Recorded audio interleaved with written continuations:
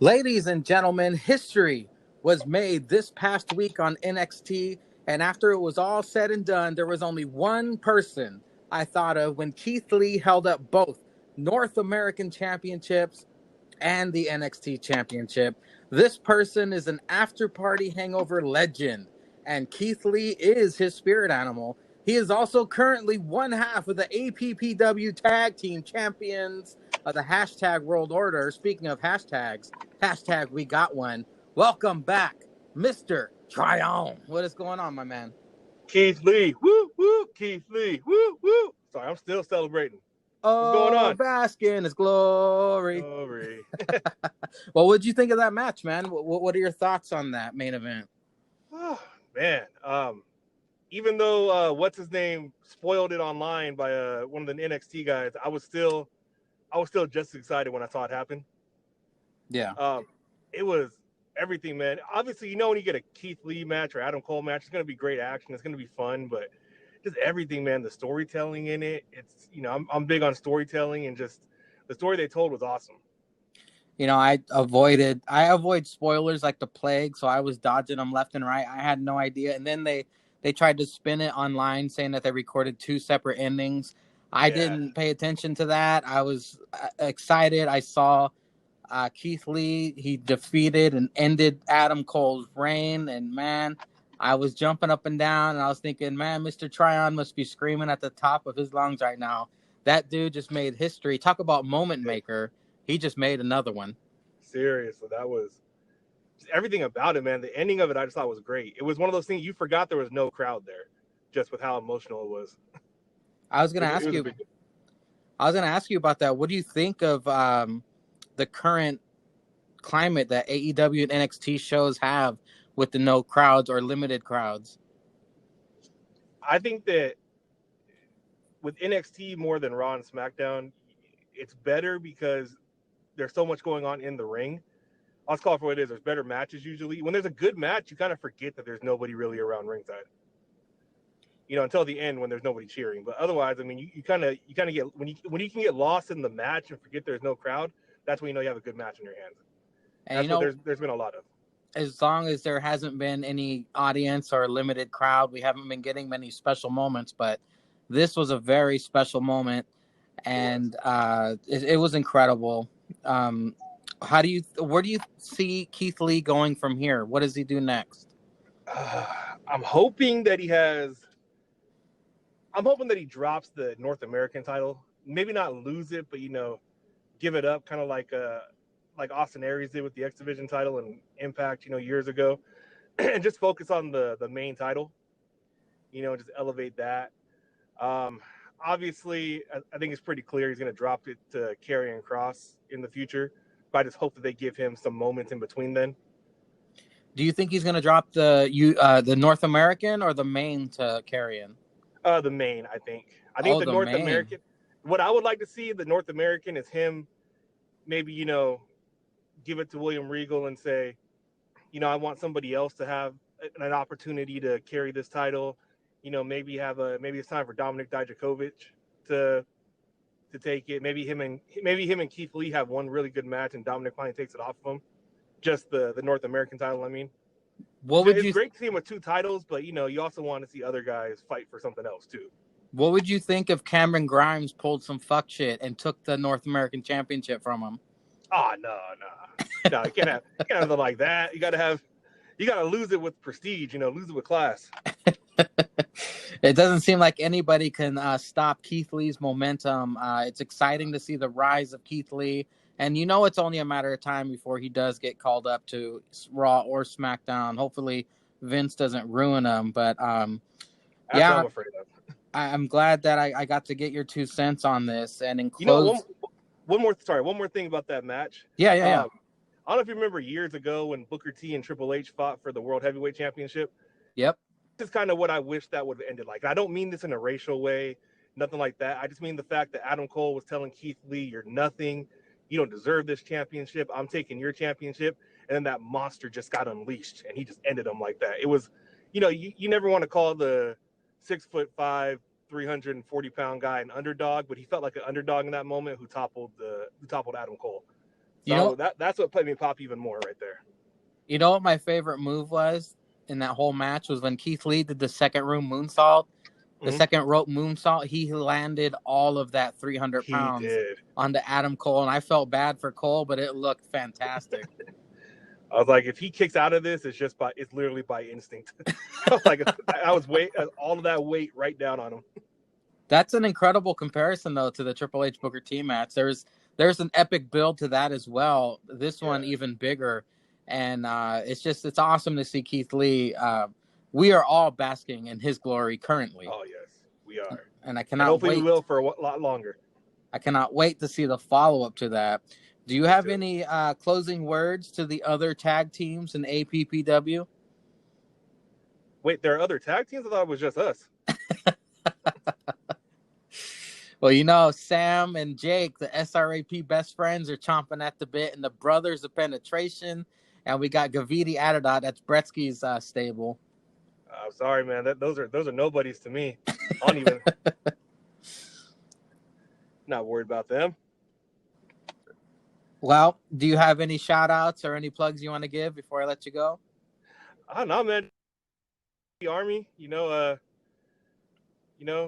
miss you guys. Jake, Zanka, hope you guys get over whatever you're getting over, and let's get back to more podcasts. Only seeing you guys once a month. It's my dad all over again. I'm feeling very upset. Well, hey, we get to hear from them next week, correct? Because of the Extreme Rules is coming up. And I will give Jake a warning. You're getting all the hashtags. My next question. Back up that dump truck. Here come the hashtags. Yeah, here they come. All right, Matt. Thank you so much for taking time out of your day to speak with me. And have a great night. And I will talk to you later. All right, brother. Sounds good. Take care. All right. Thank you. Oh, yeah, that's right, bitches. It's your boy, Big Carpe, a.k.a. Julius Caesar, and I got the stick tonight for the pod. So, as always, the man to my right. Well, I envision him to my right. I mean, you guys can't see it, but he's to my right. And if you ask me, 99 out of 99 times, he's greater than fine. Then greater than fine, Cameron Grimes. He is the one, the only, the escaper of dungeons, the leader of the faux pod. He is the great Bretsky. 99. How we doing, boss? Oh, man, there's no bigger compliment than being called finer than fine Cameron Grimes. So, we're off to a hot start, baby. And now, the gentleman to my left. He is the white slave of the SARP. He cast the first ship of many ships of podcasts from the SRAP Army. He has interviewed Hall of Famers, those two assholes we love to see every Wednesday, but now just once a month. And he goes to shows and has Victoria weird butthole signs and gets the bitch to take a picture. What? What? The man with the plan, my man, 100 grand, Mangria, _ fuel. Yo, how we doing, bro? If I ruled the world, imagine that. Imagine that. All my sons. I got that fucking song stuck on my head all week. Gentlemen Caesar, Gentlemen Bretsky, how are we doing this week, fellas? You ready to talk some wrestling? Oh, yeah. So as you know, we are the Tripod Sessions. So we are going to talk some wrestling. We're going to talk some Great American Bash Night 2, some Fyter Fest Night 2. But I'm here to bring you a little bit of news. I even looked up a little bit of news. So, spice it. Whoa. I'm looking for some news. So during the week, your boy Alberto Del Rio got accused of assault and rape on the girl he was with. He threatened again. Ay, Dios mío. Yeah, he actually threatened to like kill her son, I believe, if she didn't like do a little dance striptease for him, and some other fuckery that she wasn't accused to. And then I think he got out on bail. It was like $50,000. Ah, that's not nice. The Alberto Del Rio I know. Well, yeah, not the one I remember. You know, Paige must have turned him out. You know, she was doing all that freaky gypsy shit, and then your boy got stuck. He couldn't go back sexually. I don't know. That's what happened. This makes me sad. Yeah. This makes me really sad, Ceizars, because one of my earliest memories of watching wrestling was Alberto Del Rio running over Santa in his car. And ever since then, I've always loved Alberto Del Rio. And all this shit coming out now just makes me so sad. Yeah, it's pretty sad. It's pretty sad. Sarah Logan is pregnant. That was her big announcement. People thought she was maybe going back to MMA, or maybe starting to do MMA, but no, she just got knocked up. So that old Viking Raider raided that old snatch and locked it down for 9 months. Any guys ain't got anything about that? I can move on. I mean, I guess this is the perfect time, right? I mean, the quarantine, everyone's not being used as much anyway. Yeah, you're only working a week, maybe 2 with a pay-per-view. This is the perfect time, I guess, to start a family. I mean, not the safest time, but time-wise. Time-wise, yeah. This is a good time to start clapping cheeks and planting seeds. Oh, yeah. Oh, yeah. Oh, yeah. They're farmers, too, so they know how to plant seeds. That's right. That's right. Yeah, she went from getting knocked out to getting knocked up. So good for her. She flipped that coin. I love me a good coin. Coin. Your boy Heath Slater was looking jacked, as Joey Styles would say, on an old Monday night. Could this possibly lead to a 3MB triple threat for the title, and would you be down? I'd be down if they didn't job him out immediately on fucking Raw. I mean, I get that they just called him back for a one-off little segment, but my God, throw some offense, a punch or body slam him or kick him in the nuts, do something. He just got destroyed. And then I love the segment. Don't get me wrong. It was a powerful segment, and there's not that many powerful moments on wrestling nowadays, but that was a powerful moment with Heath actually speaking from the heart, and you could tell he was really giving it his all. But the match, that's some fuck shit. Rescue, what you got? I would love it. I mean, 3MB again, cult classic. There's nothing better than going back and watching and reminiscing about some 3MB, because as shitty as it was, that's what made it great, and that's what made all of them lovable. Apparently, again, like Mangria said, I from all I've seen, this was just a one-off, and he's not re-signed yet, Heath Slater, because I guess he's not jacked enough. He's like halfway to Drew McIntyre and Jinder Mahal. So, but yeah, I mean, I'd love to see a triple threat. Apparently, McIntyre was and currently is still lobbying for a title feud with Jinder. But Jinder's hurt, and apparently it's supposed to be like a really personal feud too, from according to all accounts. So I mean, we can definitely see him and Jinder down the line. But I would pay good money to see the 3MB triple threat main event. Well, could you have imagined, guys, if there had been a crowd there, the pop that Heath would have got? Oh, Heath would have got the hugest pop. That place would have rattled like somebody coming out at the Rumble that you ain't seen in a while. That place would have been the heavens would have been shaking. People would have got pregnant. He'd have had more kids. Like it'd have been. Bro, I love that line he threw in that promo. Said, "I'm not talking about the 22 kids these people think I have. My 2 kids." I just think that the pop from the crowd would have swayed Vince's mind to maybe, perhaps at least think, get the ball rolling on re-signing on our boy Heath. Yeah. Well, maybe if there was a crowd, maybe he wouldn't have been released. Right. Yeah, you're right. I mean, you never know, man. Like once Rona's over and they get crowds and they got to get that bread again and people got to go on the road, Vince might be making them calls, if people aren't locked up in other contracts. Yeah. Oh, sure, yeah. Because you could always use a spare hand, especially someone like Heath Slater and all these other guys. All right, my last bit of news. With the new U.S. title resign, every single Ruthless Aggression title has been retired. All new title. Yep, the U.S. title was the last title that was still used from the ruthless aggression era. And so they are all brand new titles. Yeah, from 2004. That's when they brought it. Yep. Wow. Yeah, I saw that on a random IG page. I had to look it up myself. I was like, yeah, the IC title's new. They don't have the big gold belt anymore. I'm like, yeah. So we're officially in the new era. Officially, yeah. All the belts are even in the new era. Yeah. No more memory's gone, children. I've heard weird mixed feelings on that belt. I personally love it. Like, I love the new designs. I'll always have a special place in my heart for the old designs, but whenever something gets new and it looks good, it works. Like the Intercontinental Championship, I love. The United States Championship, I love. The Universal title has always been shit. Right. I wish they would have did something different with that. I was worried when you said Universal title. I was really worried. The Universal title is complete shite. It's just a color of the brand in the same belt. Like, why not have another whole belt design? Like, yeah, it's just shit.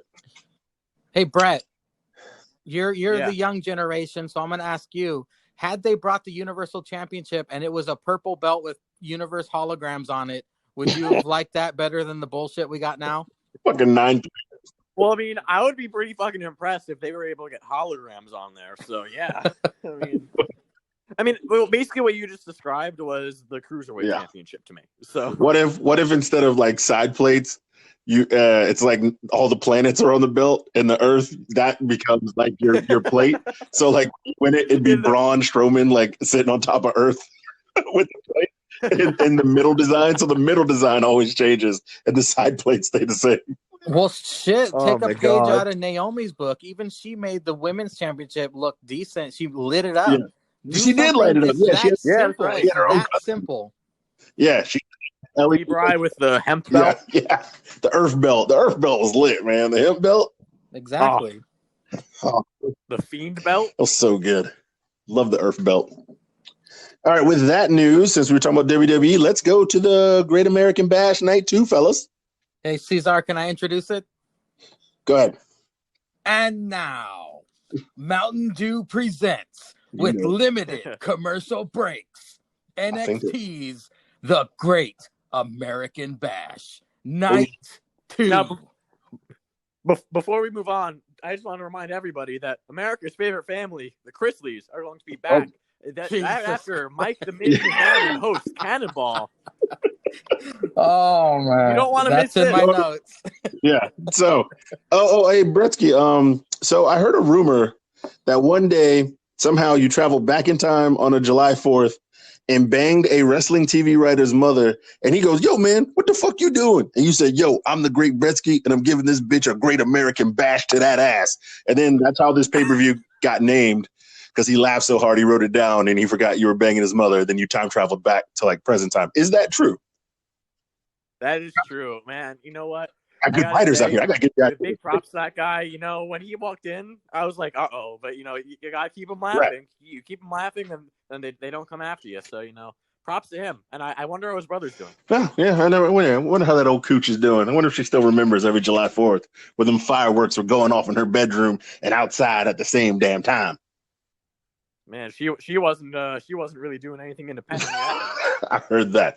Up first, we got the old street fight. The as they like to say, like 85 times, the second street fight in women's NXT history. We get what number? 2, second. Oh, so the second one. So not the right after the first one. They had the first one. Now. Oh, okay. I mean, it's been so long since the first one. I don't understand. We got the street fight with Mia Yim and Candice LeRae. So Yim comes out hot, taking out Candice with them Timbs on.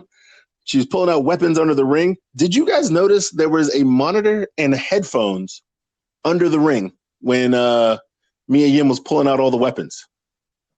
No, I didn't. I didn't check. I was just wondering. I was wondering if somebody was going to be under the ring later. Is that how they know when to pop out, or is it always set up that way that there's monitors and headphones under the ring just chilling? Yeah, they left it there from Asuka from last week. Yeah, that's probably what it was. Yeah, you're right. You're right. All right. Candace was catching that stick early while Yim was swinging it. And then Yim took some of that pole on the outside. Then she started to get some offense. The food table got involved. Also, somebody in the crowd got hit. I thought we were supposed to be 6 feet away. They're just dumping people on people out here, spreading Rona like it ain't out here. The food table came into play. Then the good old fire extinguisher goes off. I love me a good old fire extinguisher in a street fight. I don't know what it is. I always wait for that spot. It never lets me down. Never like they don't see it coming every single time. Candace sets up some table. Mia dumps her through the brown wood because she knows how good that is from old Keith Lee. Candace's back is hurt. She's still in the back. We got back in the ring. Mia's got the kendo stick again. Works with the chair. Yim got the brass knucks out. Now, shout out to an old prop, some brass knucks. How long do you guys think it's been since you've seen brass knucks in a wrestling match? Since Miz versus Daniel Bryan. There you go. Damn, that's a good memory, Bretsky. My man came through with the heat for that. He was ready. Like Jeopardy ready. Locked and loaded. I can read your mind, too. Yeah, locked and loaded.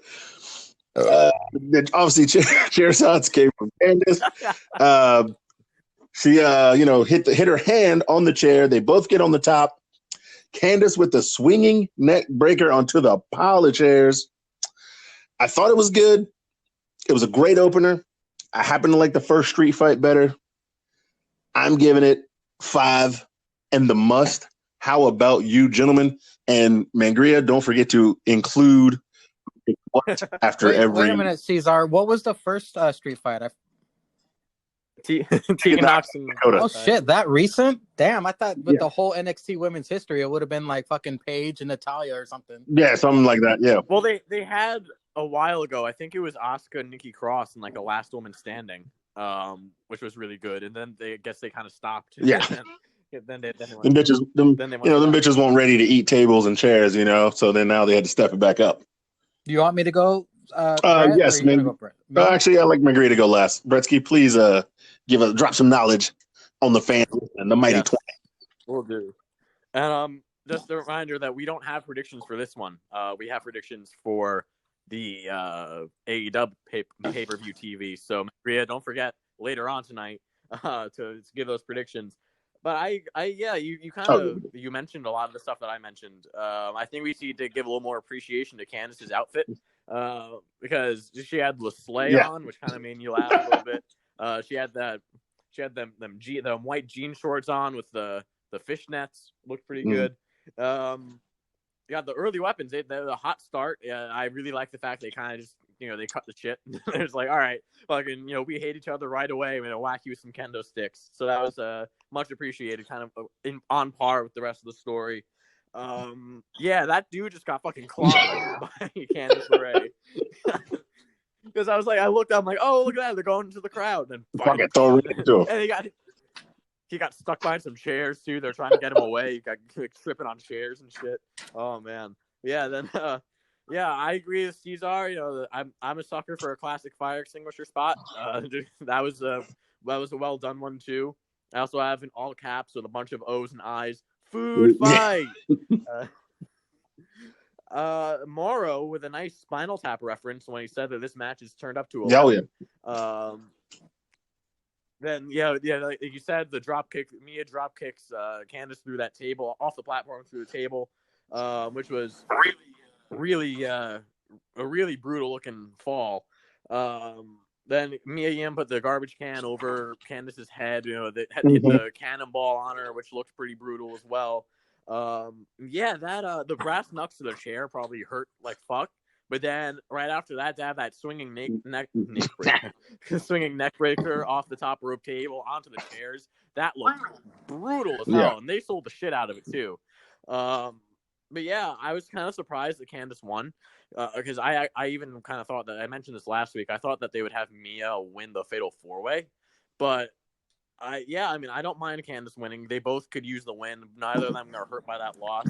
I agree that this was not better than the first street fight, and I kind of an odd opinion, but I do believe that the street fight between Dakota Kai and Tegan Knox might actually be the best women's match that WWE has put on ever. But yeah, I like this. I like this match. It was, like you said, fun opener. I gave this 7 pretzels. Really, because some of those spots were just really, really good. But yeah, this is a nice fun way to open. Mangria? Join me, gentlemen. Join me as I try to decipher my drunken notes on this journey as we review the Great American Bash Night 2. First, we kick off with the Poison Pixie, Candice LeRae, taking on Mia Yim, who is Yimitless. Like you said, Bretsky, Candice was wearing the Leslie shirt, and Ceizar said that Mia was in them Timberlands. Mia attacks Candice during the entrance, so you know this shit was personal. She wanted to get it all up in that sniz.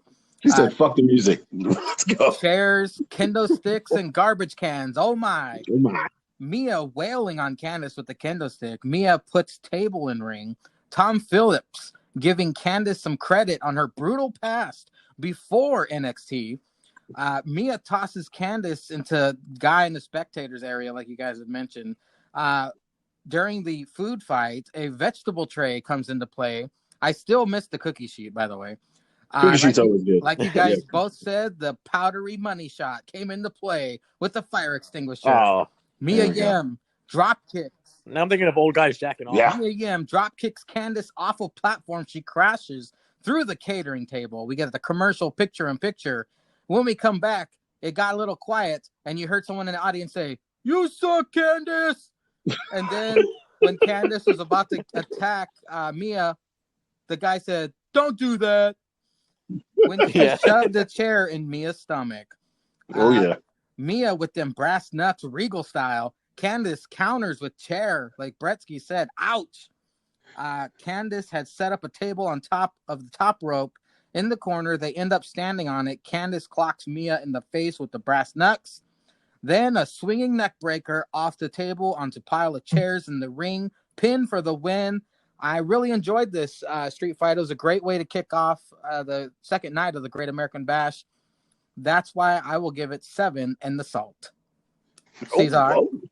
Oh yeah. Up next, we got Joey Abs versus Bretsky's favorite, the Fit Boy, in just a little grudge match. And actually, Bretsky, I would like you to go first and tell us what you thought of this match, if you please. All right, yeah. So my first note is, sure, this is a thing, I guess. I appreciate the fact they're getting Tony Nese, in my opinion, is very. I like this character for him. He's very underrated because he looks like he could, punch your face, cave your face in. But he also does all the flips, so I think he's been pretty underrated. But yeah, I appreciate them getting these two guys on the card if they're two guys they're trying to build up. And I do love how they're building a story essentially around Leon Ruff, who Tom Phillips, hey there, Mangria, who Tom Phillips called Leon Ruff an upstart, which I don't know if that's the best term for him because he's been having shorter matches than Goldberg, so I don't know if that's really the right term. But yeah, they gave an adequate enough backstory. I don't know when Tony Nese versus Leon Ruff happened, but apparently it was before the show. I guess it was like a network thing. I have no idea. But I don't know when it happened. But these guys, I didn't expect the match to last long at all. But it lasted longer than I thought it did, and it was way better than I thought it would be. I said it before, I'll say it again. Bronson Reed has all the talent in the world. Just stop calling yourself the thick boy. Then I can take you seriously. I mean, he had the diving splash, and I lost my breath from just the landing on that, and I didn't get hit with it because that looked scary. I would not want to take a splash from Bronson Reed, but you know what? They did their job. It was Jericho's talked about how the second match on any card is usually the match that no one cares about. And this really was that match, but it was serviceable. I gave it 5. It did its job, and it did it better than I thought it would. Mangria, what are your thoughts?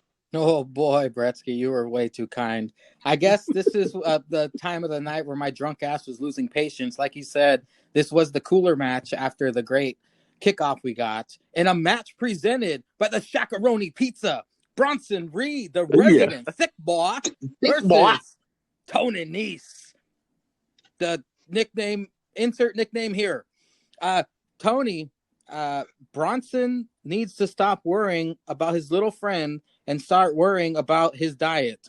That was pretty funny that Tony Nese said out loud to Bronson during his entrance. It's a keg versus a six-pack, Tom Phillips said. Bronson Reed wins with a big splash. I gave it one pretzel with salt dandruff. Jesus Christ. Wow. What a waste of time. Ceizars? Jesus Christ. Are you? Wow. Jesus Christ. Well, I mean, it wasn't the best thing in the world, but Jesus. My notes here. Wait, hold on. Wait, did you say salt dandruff? Correct, sir.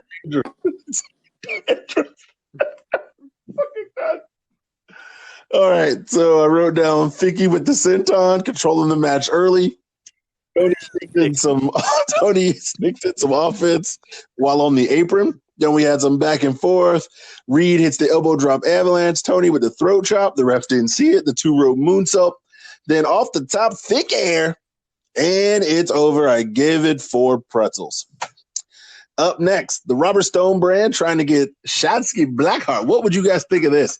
Shotzi and the Robert Stone brand with Aaliyah. Would you guys be okay with it? Or are you still disappointed Rhea didn't get signed?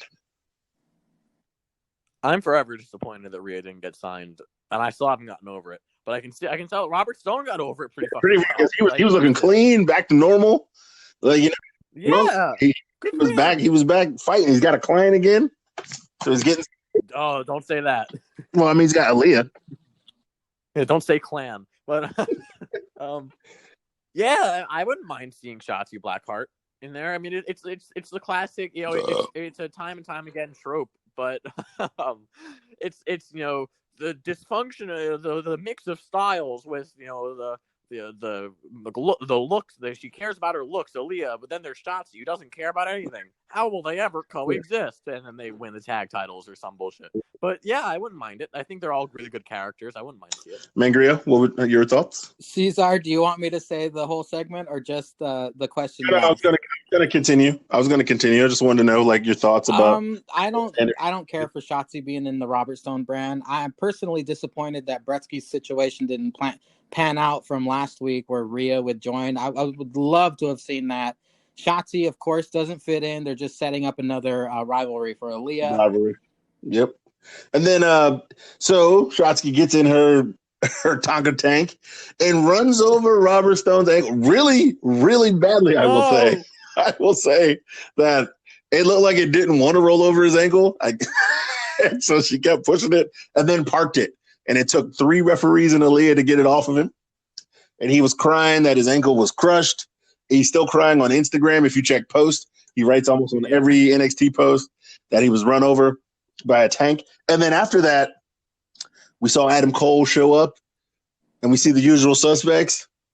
And that last motherfucker got out the limo. So you knew something was cooking because the UE was reunited for Great American Bash Part 2. Your thoughts on them getting out of the car, gentlemen? Go ahead, Brett. Well, I will say, though, Cesar, you forgot Killian Dane. Yeah, I was going to mention that during that segment. I forgot about him. I hate that guy, so I forgot about him. I didn't write him down. Robert Stone tosses drink over his head, accidentally hitting Killian Dane. Yeah. Killian drops him. Shotzi runs over his leg with the tank.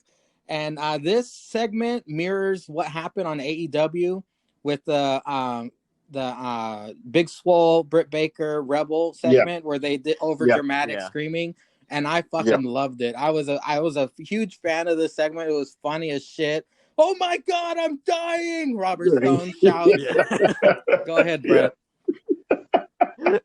My only note on this is and imagine this is all caps. No, don't treat Mr. Stone like that. This was fun. I said last week, I'm a Killian Dane fan. I see him. I see him kind of filling in the role that Cassius Ohno had. But sure, I don't know if this leads to a mixed tag. I don't know what this is leading to, but this was just a funny segment. And then in terms of UE all coming out in the limo, all looking clean. Yeah, I'm happy that Kyle O'Reilly's back. I miss that air guitar.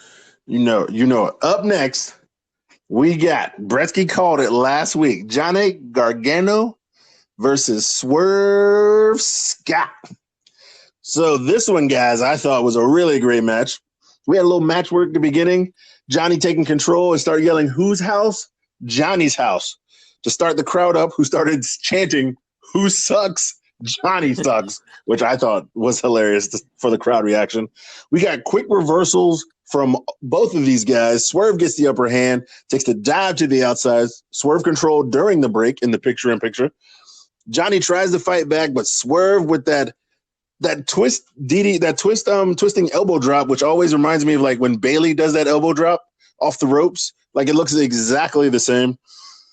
Then Swerve with the jumping face drop. And I swear somebody used to do that, like Shelton Benjamin used to do that move, I believe, all the time. I couldn't think of it. I would have wrote it down. Pay dirt? John, sorry, what? Was it called pay dirt when Shelton did it? I think so.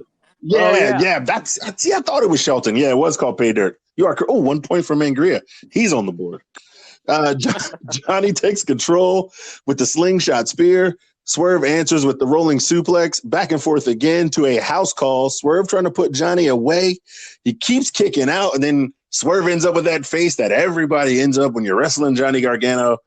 Like, whoa, won't he die? But, look like you done bust 3 nuts in a row and you ain't got nothing left and your girl's still horny. That face. Johnny, what did I put that? Johnny with the pole and Rana combo. That's not pole. Oh, he had the Hurricane Rana combo. Then he hits the one final beat. Done. Hot damn. This was great. I gave this one 7 and the beer cheese. Oh, whoa. Yeah.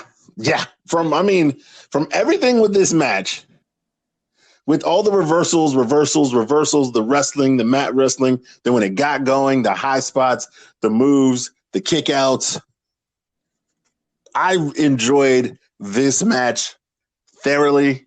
I literally had to watch 2 matches over, which I was going to give the beer cheese to, which I did. I had to watch them the next day sober. This got the beer cheese for me, gentlemen. Mangria, what are your thoughts? I actually, we have similar takes on this. Swerve versus Gargano, fucking amazing. I knew Swerve is good, and I know Johnny really turns it up during takeovers, but even I didn't anticipate what these 2 gentlemen pulled off. What an incredible back and forth in the beginning. Submission, escape. Submission, escape. Submission, escape. So we got Swerve swerving. We had Johnny wrestling. Really enjoyed this. Never a fan of Johnny's slingshot spear, but he nailed Swerve pretty good this time. Swerve hits the JML driver off the ropes. Such a unique move. I love it. Johnny nails the poison rata to Swerve, which set up the final beat DDT in the ring. Johnny for the win. I fucking love this match. I wish it had been longer. Maybe if it would have been longer, I would have gave it my beer cheese. But until then, 7 with the salt, baby. Bretsky, what you got? See, this was my runner-up for the beer cheese. This came a very, very, very close second for the beer cheese. It's like, this was phenomenal, and I kind of echoing the same sentiments as Mangria. Like maybe if this were like 5 minutes, 6 minutes longer, it would have gotten the beer cheese for me. But yeah, this was great. They had the great mat wrestling at the beginning. They had the counter, like Mangria was saying, counter after counter after counter, and they weren't just like, spin around, get out of the neck breaker, spin around, get out of that arm hold, whatever. Yeah. Nope, it was fucking kip up, dive, miss, dive. But Jesus, like right off the bat too. These 2 clearly meshed very well, and I hope this is not the last time we see them together. But yeah, this was, in my opinion, this was Swerve's coming out party, because he'd been kind of doing some stuff. He'd been doing stuff like a little bit last year on NXT. He'd been doing some stuff on 205. But this was where he showed out and he proved to anyone who was watching why he is phenomenal. There was the great counter that Johnny had where he got Swerve into the Gargano escape, and then immediately after that, Swerve had a great counter out of the Gargano escape. The same thing. Swerve had phenomenal facials throughout this entire match. As you have to, it's like a prerequisite. Like if they're scouting you for a Johnny Gargano match, like, all right, make a really shocked face, and if you got it, then you got the match. There was the sick poison rana on the outside. I love the poison rana. Poison Ranas always look brutal. So I am a big fan of the Poison Rana, and then Johnny winning with the one final beat DDT in a close second place to my top match of the night. This got 7 pretzels with the mustard from me. All right, so a question I got to ask is like, what could they have done in those 5 minutes that would have made this match any better? Like, well, I'll say from my standpoint, and I feel like it's kind of obvious what my beer cheese match was now, but what that match did, the main event, but what they did in the main event, the reason we'll get to it later, but the reason I preferred that a little bit more was because it wasn't what we expected it to be, and it was more kind of methodical storytelling. So I kind of wish if they had 5 more minutes, maybe they could have slowed down a little bit, gotten like kind of like after Johnny hits the Poison Rana, immediately throws him right back into the ring. You don't really have time to kind of think like, oh shit, like his head's dead. So it's stuff like that. Like I feel like if they had 5 more minutes, they kind of could have slowed it down, let some of that really cool shit they did sink in a little bit more. I understand. I would have said more offense from Swerve, because as you remember, after Johnny got the pin, he just got right back up and got in Swerve's face, like, braggadocious. If Swerve would have maybe had 5 more minutes of great offense to Gargano, to where when the match ended, they were both laying on the ground, just like Candice and Mia, where they were both fucking exhausted. I think I would have liked it a little bit better, but I agree, Bretsky, with what you said. I get it. But yeah, I mean, it was one of 2 matches that was going to get the beer cheese. We all know it. So up next, we had a vignette from Tegan and Io, and my only thoughts was, why is this bitch in the water again? Like, is that her thing? She just going to be in the water? Like, she can only talk English in the water? Who is she, like Aquaman or some shit? Tegan, looking hot, as always, talking some trash. They're fighting next week for the women's title. What are your 2 gentlemanly thoughts about this vignette promo? I'll say that Io underwater again with title this time, giving off freaky anime vibes. I've never been so freaked out and aroused at the same time. I had a terror boner. Oh, fear boner. Nice. Those are rare. I love this video package. Massive fan of it. Bretsky? Yeah, this kind of reminded me, you mentioned Tegan looking hot. The one piece of news you missed is that Tegan Knox is a confirmed at least lesbian. What? Yeah, she posted a picture on social media of her with a girl or some other chick, with like the heart in the pride colors, and like something about how they're in a relationship. So she's either bi or lesbian. Yeah, she's just in her college phase. She's just trying those out. Hey, where's that OnlyFans? That's what I'm saying. What I'm saying. Look, you give me 5 minutes with Tegan Knox and this black penis. Okay, look, she's gonna be right back on some stick. Okay, she's gonna have a back brace to go with her knee braces. You're damn right. Yeah, I was gonna say, yeah, her knee won't be the only thing. That's damn right. It's gonna be BBC 1, 2, 3. She back on Team Straight. But yeah, I love this. Io in the water is sure. She makes it work. I guess it's like weird, but she makes it work. Yeah, she makes it work. I don't get it. Somehow, yeah. Like if you imagine like fucking Charlotte Flair in the water going like, "I am the queen," like that would fucking be stupid. But like, she makes it work. All the props in the world to her. And the first thing I thought of when I heard her speak was, "Wow, it sounds a lot like she's in an anime." But yeah, this was cool, and I like the fact that they're not. At least as of now, they're not hyping up next week as a pay-per-view with like a pay-per-view name. Yeah, but they're having some good shit on there. Mm-hmm. I heard Cameron Grimes might show up. Woo, you heard something about Cameron Grimes? We'll get to that. So up next, I'm getting all excited. we got the border Drumpers versus Drake Maverick and Pure Greatness and Mangria. Since I know you love the Brown Order and the Border Jumpers, whatever you want to call them. The spicy mustard order. Yeah, I would like you to go first and give us your rating, gentlemen. Well, I do gotta give myself some props and pat myself on the back because Breezango did come out in lucha masks in their entrance. That was pretty fucking sweet. Los Conquistadors. I loved it. Then we got Shorty D puffing his chest out, calling for Phantasma. It was pretty funny seeing him getting all riled up like a fucking pissed off chicken. Brown Order's chemistry is very good. Is Beth better at commentary than Renee was because she's a former wrestler?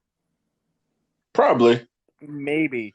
Well, also because your friend Beth is very similar to Edge, so Yeah. she's basically just a mark who knows all the wrestling. I'm starting to enjoy her commentary a lot more. But she's also working with Morrow, who's great, versus like Renee had to work with Michael Cole. That's true. Yeah. Like Corey Graves could only do so much to bring Renee up, and then Michael Cole is just Michael Cole. And then one's run by Trips, one's run by Vince. But yeah, I digress. You know what's funny though, real quick about the announcing is that when NXT announce team, even when they're separated by different Skypes and they don't know when each other's talking, they're still better than Raw and SmackDown. Yeah, way better. Yeah, that's true. Way better. Well, way better. Fandango was not as dominant as the last time we saw him, thanks to the attack on his left leg. Drake eventually gets his hands on Santos. However, Santos hits the Phantom Driver for the win. Jan, I gave it 5 pretzels. Next. Boo! so I'll let you go last then, Bretsky. So the Border Jumpers were working over Breeze at the beginning. They control Mendoza. The Mendoza trio chemistry was working great. Maverick was, keep trying to fight Mendoza. Dango dives on the Cocaine Cowboys. Then they start working him over for a minute. Mav with the hot tag. Escobar hit the coca leaf, gets the win. 5 pretzels. Coca leaf. God. That's what it's. Is it not called the coca leaf? I thought it was called the coca leaf. It is now. Is it not called that? I thought it was called the coca leaf. I thought all their moves had cocaine in it. They did the 8-ball. They did the sniff and lick, and then they hit the coca leaf for the win. They did the keister. Yeah. Oh. They did the white girl off the toilet in the bathroom. They hit all the cocaine moves. I've seen. They did the Charlie Sheen. They definitely did the Charlie Sheen. Hey, wait, no, they did not do the Charlie Sheen. They still have their careers. Oh. Bretsky, what are your thoughts on the match? Okay, so I immediately popped once Breezango came out as Los Conquistadors. And I love the fact that Beth Phoenix mentioned it because she's married to one of them, which was fucking great. But immediately off the bat, Maverick yelling, and I think it was Wild who said it, but I'm not 100% sure. I love your Chihuahua. Oh yeah, I remember that. Yeah. That was fucking funny. What was also funny to me was how Maverick the entire time was like, I'm gonna start, and he didn't start. Yeah. So that was pretty funny. There was a fast start with Breeze and them. I think that Fandango really had a really good showing because he was the one who was in the ring the most. So he kind of was able to show out a little bit and also show he takes offense. He's a really good seller. Which I think people always forget. But he's a really good seller. He had a really good performance today. Maverick also was all the time on the apron. Really great storyteller. You can't say enough how good he is at just how good of a talker and storyteller he is. Yeah. Really telling the story of him hating Santos Escobar. Mm-hmm. Brown Order, you guys said it. They have really good chemistry.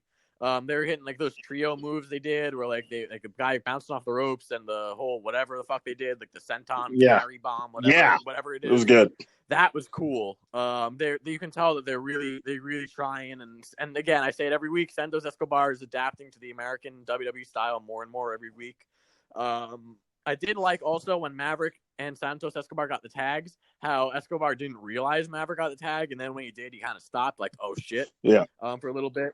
So that was kind of really cool. Fandango doing the military press with Maverick, and then doing the dive of himself was really cool. On the outside, yeah. And then I was surprised Escobar pinned Maverick clean with the Phantom Driver. I was kind of thinking that they would keep the story going, but I'm not sure how they're going to keep it going now. But I don't mind the finish. It was I liked it. Mangria is really salty. Mangria is really going harsh on the He had too much salt on that pretzel earlier. So man, I gave this 6 in the salt, and this was just a fun 6-man tag. It was 6 great competitors. It was high. Up next, Johnny had an interview. Candace is still looking disheveled. and all fucked up. And Johnny was all hype. And then he basically said he was going to go off and have some sex. And slap Candace on the butt. Yeah, oh man, this is great. I lost it because you also said it earlier too. You said you made some fireworks. Yeah. We're gonna go set up some fireworks of our own. Yeah, man, that killed me. And we're getting Gargano versus Balor in the future. Yeah, he called out Finn Balor before he left.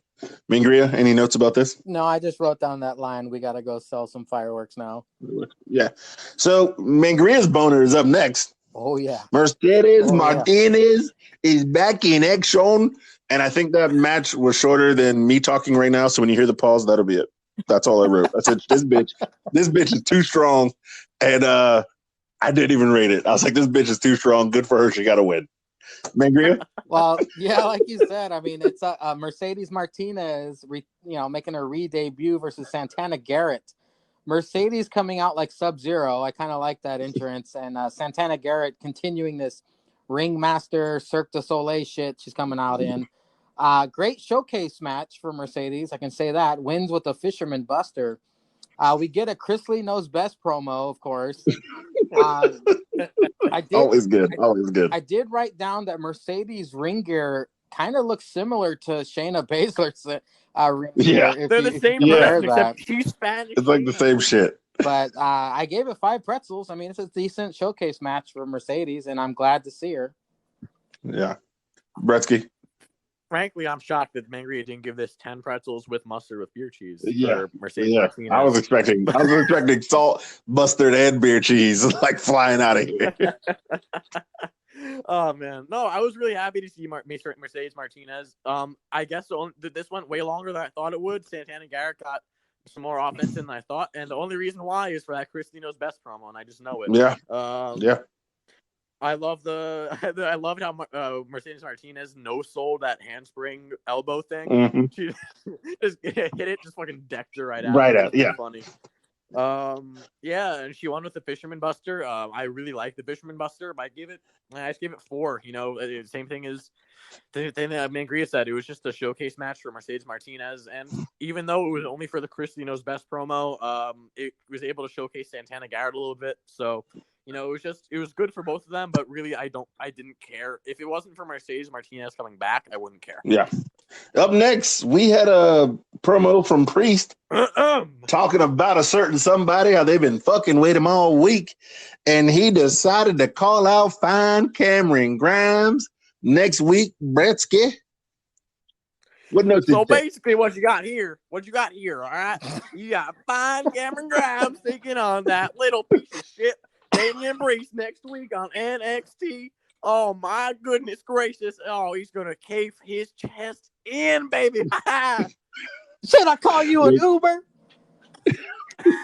Mangria, Uber us out of this segment. Oh, hold on a second. Let me do Damian Priest line. Oh, all right, here we go. The whole world is gonna know that Cameron Grimes is a little bitch. He's a little bitch.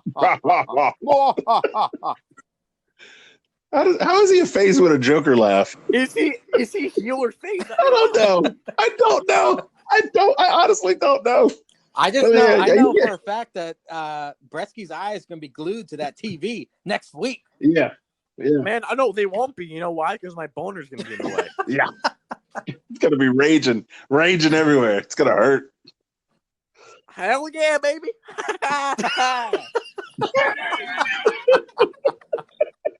Oh, Bretsky. Oh shit, Jesus Christ. I gotta say though, I don't. It's probably because I just do the impression now. But Cameron Grimes is slowly morphing into one of my favorite wrestlers. Yeah. Just because I do the impression. Just because, yeah. If you can do an impression, man, you probably like somebody when you really shouldn't.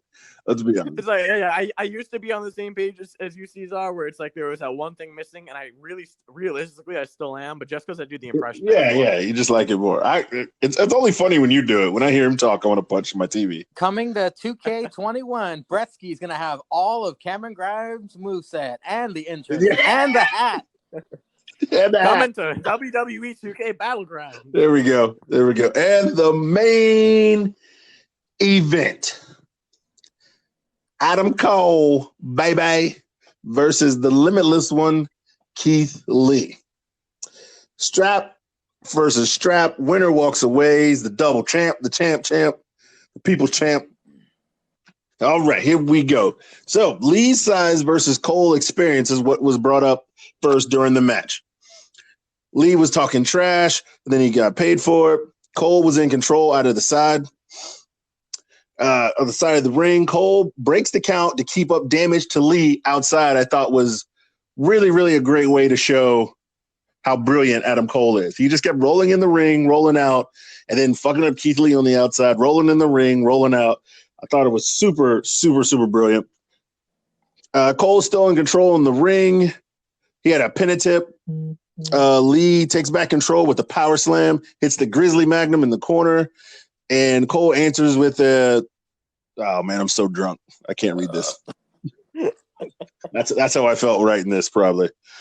The two rope, struggleplex. Oh, I think that was that mean ass shit he slammed. Yep. Cole kicks Lee. Cole kicks Lee. Lee with the spirit bomb. Cole pulls a KO. Cole pulls a KO. What did he? Oh, I know what he did. Okay. The pounce to the ounce with Lee. This is where I was drunk again, just writing shit. To the moonsault. Then we heard the word grit again. I wrote down grit in full capital letters. A last shot. Cole folded up with that big ass clothesline, then a big ass Rana, then a big ass Panama Sunrise, last shot, spirit bomb, big bang. This was hella good. I gave it the 7, the mustard, and the salt because I gave my beer cheese to Gargano and Swerve. So I had to give everything else to this match. I literally. Oh, so I was just saying because you gave didn't you give Gargano and Swerve 7? Yeah, 7 in the beer cheese, and I gave this 7 mustard and salt. So it's like slightly below the Gargano Swerve match. This is like, it's like pulling. I just wanted to double check. Yeah, it's pulling hairs. I had to go over and watch it again. Like, I expect the main event to be this good all the time.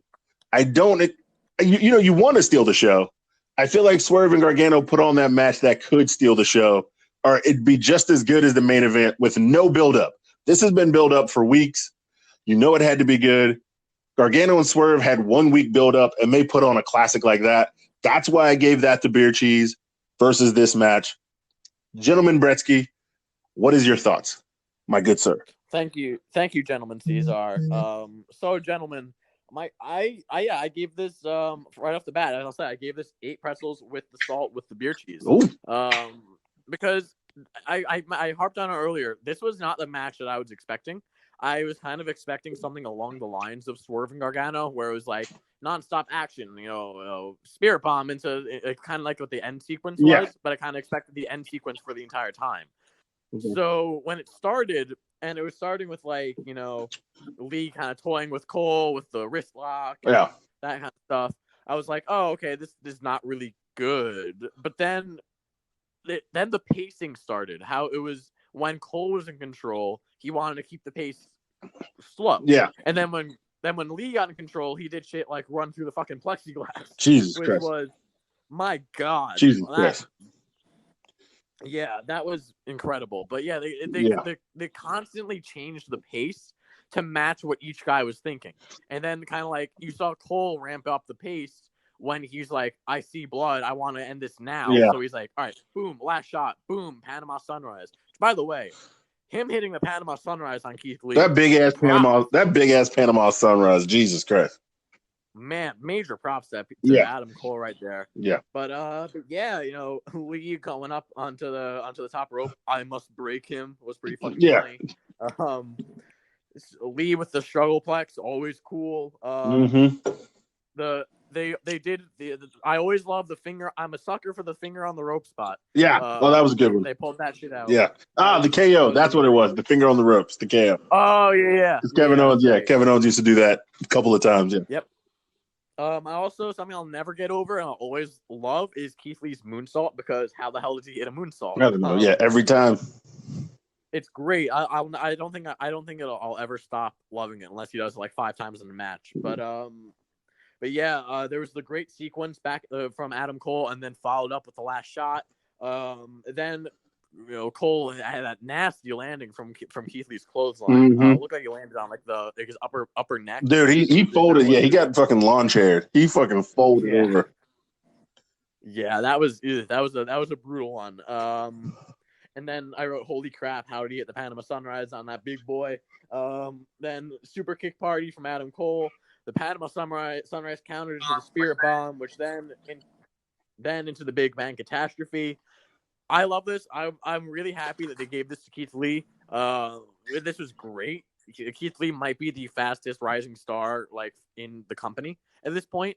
And I'll tell you why I gave this a beer cheese again. It was because as much as I loved Gargano and Swerve, the fact that this had all those weeks of story building and then they surprised us with not just like a fast-paced match. They kind of let everything sink in and they had the mindset.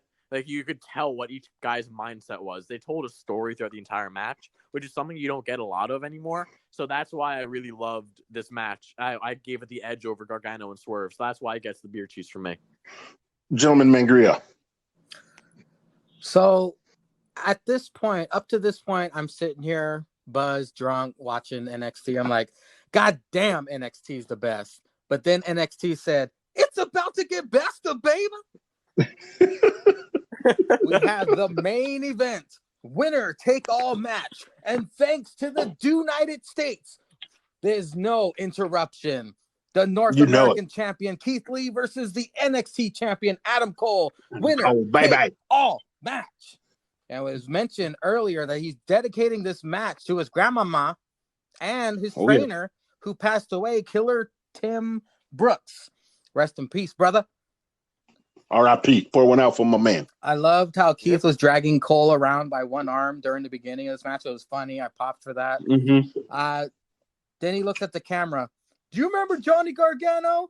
Getting a little too cocky there, foreshadowing the Pounce plexiglass spot. However, Jesus Christ, Adam Cole moves out of the way and Keith goes crashing through the plexiglass.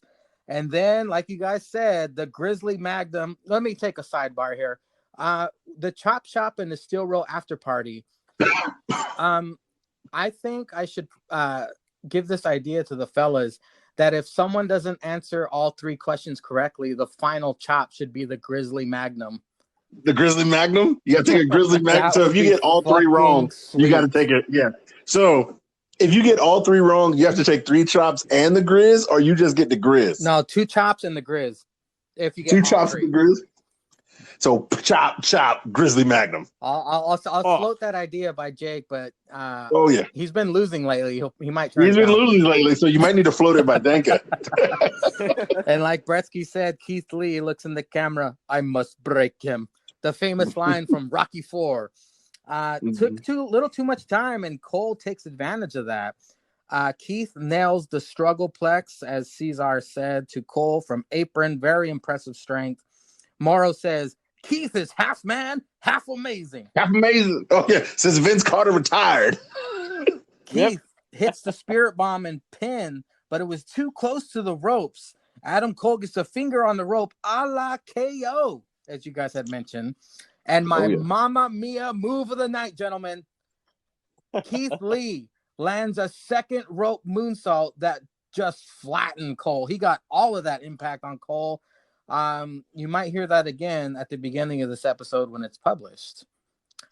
Little foreshadowing there. But Cole hits the last shot. Keith kicks out. Cole attempts another last shot. But Keith with a huge lariat to counter. And Cole landed nasty, gnarly on that neck. Poor Adam Cole. He's not going to be able to munch on that Britt Baker box later because his neck was all jacked up, son. Cole manages to get a Panama Sunrise, a.k.a. Canadian Destroyer, to Keith Lee. And all that fucking weight landing on Keith Lee's head, good God, he forgot math. Keith kicks out. Adam Cole makes the Bullet Club gun fingers and hits 3 super kicks to Keith, but Keith still kicks out. Adam Cole hits another last shot and heads to the top rope. He's like, that's it. I'm going to put the finishing touches on this motherfucker. He's setting him up perhaps for another Panama Sunrise. But Keith Lee, bask in his glory, baby, catches Cole for the Spirit Bomb. The Big Bang Catastrophe for the win. The moment maker, the history maker, the double champion. Morrow loses his goddamn mind. No Undisputed Era fuck shit, which is very surprising. I gave it 8 pretzels with the beer cheese. Also, NXT wins the ratings. All hail Keith Lee, baby. Bask in his fucking glory. So that concludes. Wait. You forgot what happened after? Karrion Kross. Oh. Karrion Kross and Scarlett looking on at the end. Oh yeah, I saw that on the internet because after that I had watched AEW first. It was like 1:30 in the morning, and I had to work at like 9 o'clock. So I just kind of once he won, I turned it off. Well, I love the foreshadowing. But yeah, I didn't forget that. I love the foreshadowing there of the next rivalry, Keith Lee and Karrion Kross. Yes, but yeah, Karrion Kross was up in the stands with his suit on with Scarlett, and they were laughing. I don't know why they were laughing. Don't matter. They were going to get a title shot either way. But they were laughing at Mr. Keith Lee while he basked in his glory while the confetti was ringing down everywhere, and everybody was happy in the land except for Adam Cole. They weren't laughing. They were imitating behind camera ground. That's all they were doing. Well, technically, he laughs when he walks around because he's always like, ha, ha, ha, ha. So they were technically laughing. Well, here's a loose piece of news. I don't know if you guys heard or not, but Karrion Kross wants to fight Brock Lesnar at WrestleMania. I heard that somewhere. God, good. Oh yeah, happy birthday, Brock Lesnar. Oh yeah. Did have a birthday. I saw 43 F5s on WWE's Instagram page. Yep. That would be that'd probably be a really good match. Brock versus Karrion. Man, but to counter Scarlett's hotness, Brock has to bring out Sable. Talk about a MILF crumb-off. Yeah. Jesus Christ. Me? Ow. Yeah, that'd be good. well, Scarlett don't got kids, so she's not. Yeah, but she got it's like puppies. Sable from the past versus Sable currently. Currently, the Caesars coming back. Wait. No, it's gonna be Brock Lesnar versus Karrion Kross with Brock's daughter in a share. Jesus Christ. God, she looks like a shark. Why? She does. This bitch does need to be locked away. Are we done talking about NXT, or did you have anything else to say? Because I was going to stop and do another recording.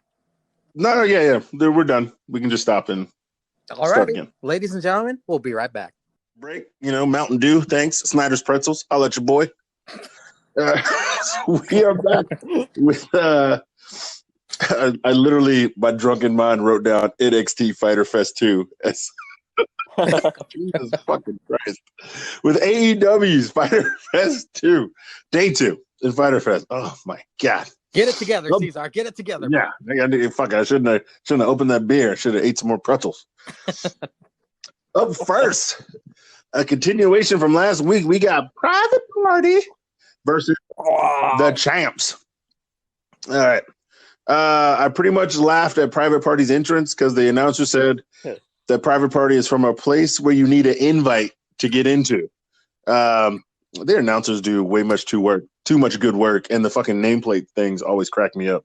I forgot to pay attention this week, so if you guys wrote down, I got it for you. Don't worry, I got it for you. Britt Baker was lit already, as we heard. Dr. Britt Baker, DMD, was lit already because she had some notes. I did not write those down because I was more focused on the match and watching. I got it too. All right. So Kenny and Paige was out early with that work, and Quinn with the comeback. Private Party hit the silly string with the middle rope. With the middle rope spring. Good God, I was fucked up.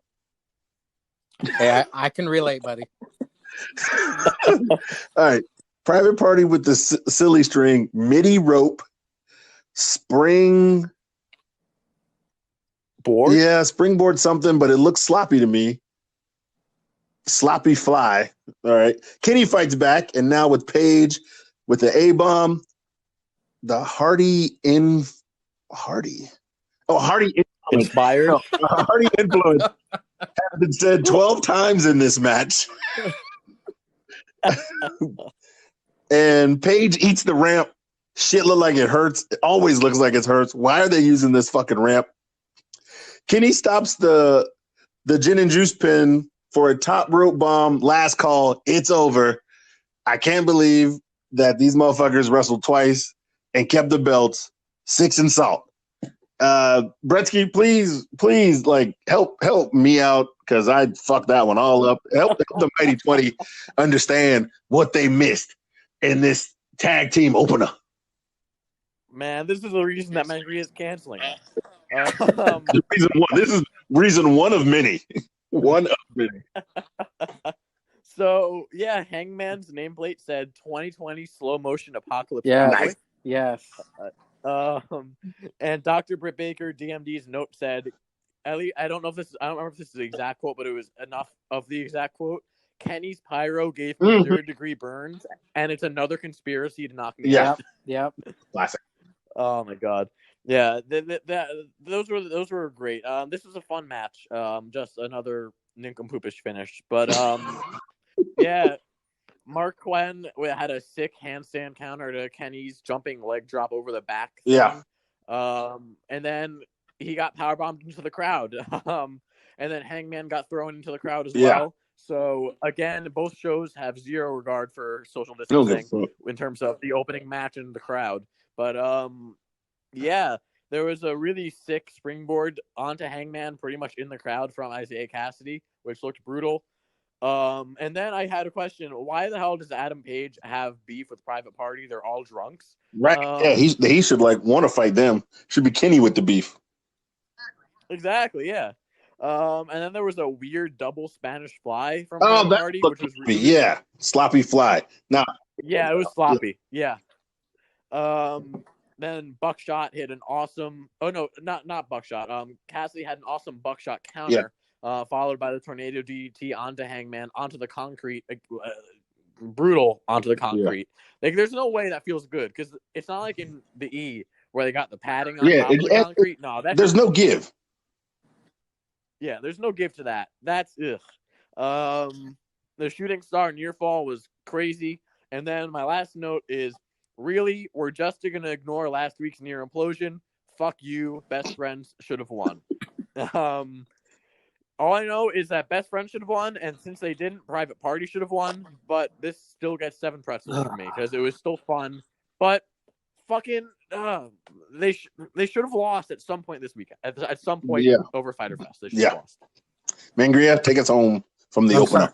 Sorry, guys. I keep getting messages. I don't know if it's fucking with the audio because every time I get a message, you guys start echoing and cutting out. So of course, right now, that's something I've discovered with Anchor is that if you get a call or a message during the thing, then it'll kind of give a little 1 second fuck up, but it doesn't affect it too bad. I was kind of fucking up your guys' audio because of course someone has to message me today right now. But anyway, of course, you're popular, Mangry. You're popular. You should be happy. My first note was no Jericho on commentary, sad face, but of course, obviously, he's getting ready for his matchup. Right. Private Party with Matt Hardy versus Hangman and Omega. Like Bretsky said, the 2020 slow motion apocalypse cowboy in this AEW tag team title matchup to kick off Fyter Fest Night 2. Hangman with a nice delayed pump handle suplex pinned Mark Quinn. And early in the match, I like that match. That move. The Hangman powerbombs Mark Quinn into spectators. That was pretty fucking sweet. Isaiah sends Hangman into spectators, then propels himself onto Hangman. You guys said it was sloppy, but it's something I'd never seen before. The double Spanish fly. I really like that. Omega front Samoan driver into monkey flip into powerbomb from Hangman. Isaiah springboard flatliner to the outside on Hangman. Hangman and Omega take it with the last shot. I was fired up. I loved it. 16 minutes with no commercials. They put that pussy on the chain wax. 7 pretzels, son. Nice. Pussy on the chain. But do you mind that Kenny and Omega, that Kenny and Page retained? Yeah, what you said earlier made a ton of sense. That was really strange. Best Friends should have won for sure last week. If not for the fans and if not for Best Friends, they should have won it for Stu. Yeah, they gotta start this fucking Omega Page breakup already, man. They have so many other tag teams. But they didn't don't reference it. They got heated with each other last week, and then we're a good tag team again. Yeah, no, fuck you. I don't know if they need to break up. They just need to lose. Yeah, listen, I love them. Hangman Page is a future AEW World Champ. Kenny Omega is what he's Kenny Omega. There's no other words necessary. But they need to lose the titles. They need to. Yeah. Well, Cesar, we all lost this one in the predictions. Yeah. We all chose Private Party, and Omega and Page took it. Fucking. Oh yeah, that's assholes. right. Yeah, Assholes. I think I mentioned this. I think it's just really funny how we spent Nyla Rose, but we spent a lot of time predicting the new matches, and it didn't even matter. Didn't even matter. Because we all of us got them all wrong. Pretty much. So I didn't write down if there was promos or anything. I don't think there was, except for Darby. So up next, Darby was after the. Up next, Cody on Hot Ones, by the way. Yeah, I didn't really care about that. Oh, yeah. That was during a commercial. That was that. A commercial, and I skipped them shits. So wait, real quick note about that commercial. I don't only. There's actually breaking news regarding this, that Cody actually bans hot sauce from AEW shows because they made him look weak. What a pussy. What goddamn Cody Jarrett. Fucking Cody Jarrett. So up next we had the bad boy Joey Janela versus the Hawk, Murder Hawk, that is. This match was better than I thought. Definitely. I thought this was going to be a quick ass squash, but the Hawk carries out Sonny Kiss and pretty much just dumped his dumb ass on the outside and started fucking up Joey Janela. Joey Janela gets some offense in, and then he sets up a table for no reason that won't play until the end of the match. So I don't know why he's setting up in the first 2 minutes. Then Hawk hits a pounce. Hawk with the pounce to the ropes. Joey with strikes and kicks, reversals. Kick to the knee from Joey. Sonny and Joey hit the top rope offense when Jake the Snake was trying to interfere on the outside with the Snake, and it turns out that fucked up the Murder Hawk. Then the Murder Hawk threw his dumb ass through a table. That was it. That's all she wrote. I gave it 5. Mangria, what are your thoughts? Well, during this match, my wife was actually watching with me, and I said, watch. Murder Hawk's going to come out. He's going to throw a jobber and start punching him in the face or something, or he's going to attack someone in the crowd. Watch. Look it. Put your phone down. Watch.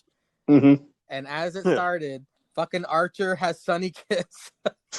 Already has Sonny Kiss's corpse on his shoulders. What does it say? Jake comes out smiling. Oh, Jake the Snake comes out smiling, of course, with the boner. Yeah. He's a whole right to the outside. Joey pulls out the table. And, of course, we got the dreaded wet floor sign sighting underneath the ring, the most devastating weapon in all of sports entertainment. They end up back in the ring. Archer continues to destroy Janela. Commercial break. Janela counters Archer's finisher into Sling Blade, which was the most impressive thing he did the whole match. Jake the Snake tries to distract the ref. Joey and Sonny take advantage with a senton and a 450. Archer hits Blackout from apron to table on outside of ring for the win. I completely agree with Caesar, 5 pretzels. Do you want me to give the predictions now or after Bretsky's review? After Bretsky. Okay. Yeah, man. Come on, Mangria. Go ahead, Bretsky. Yeah, what you got? All right. So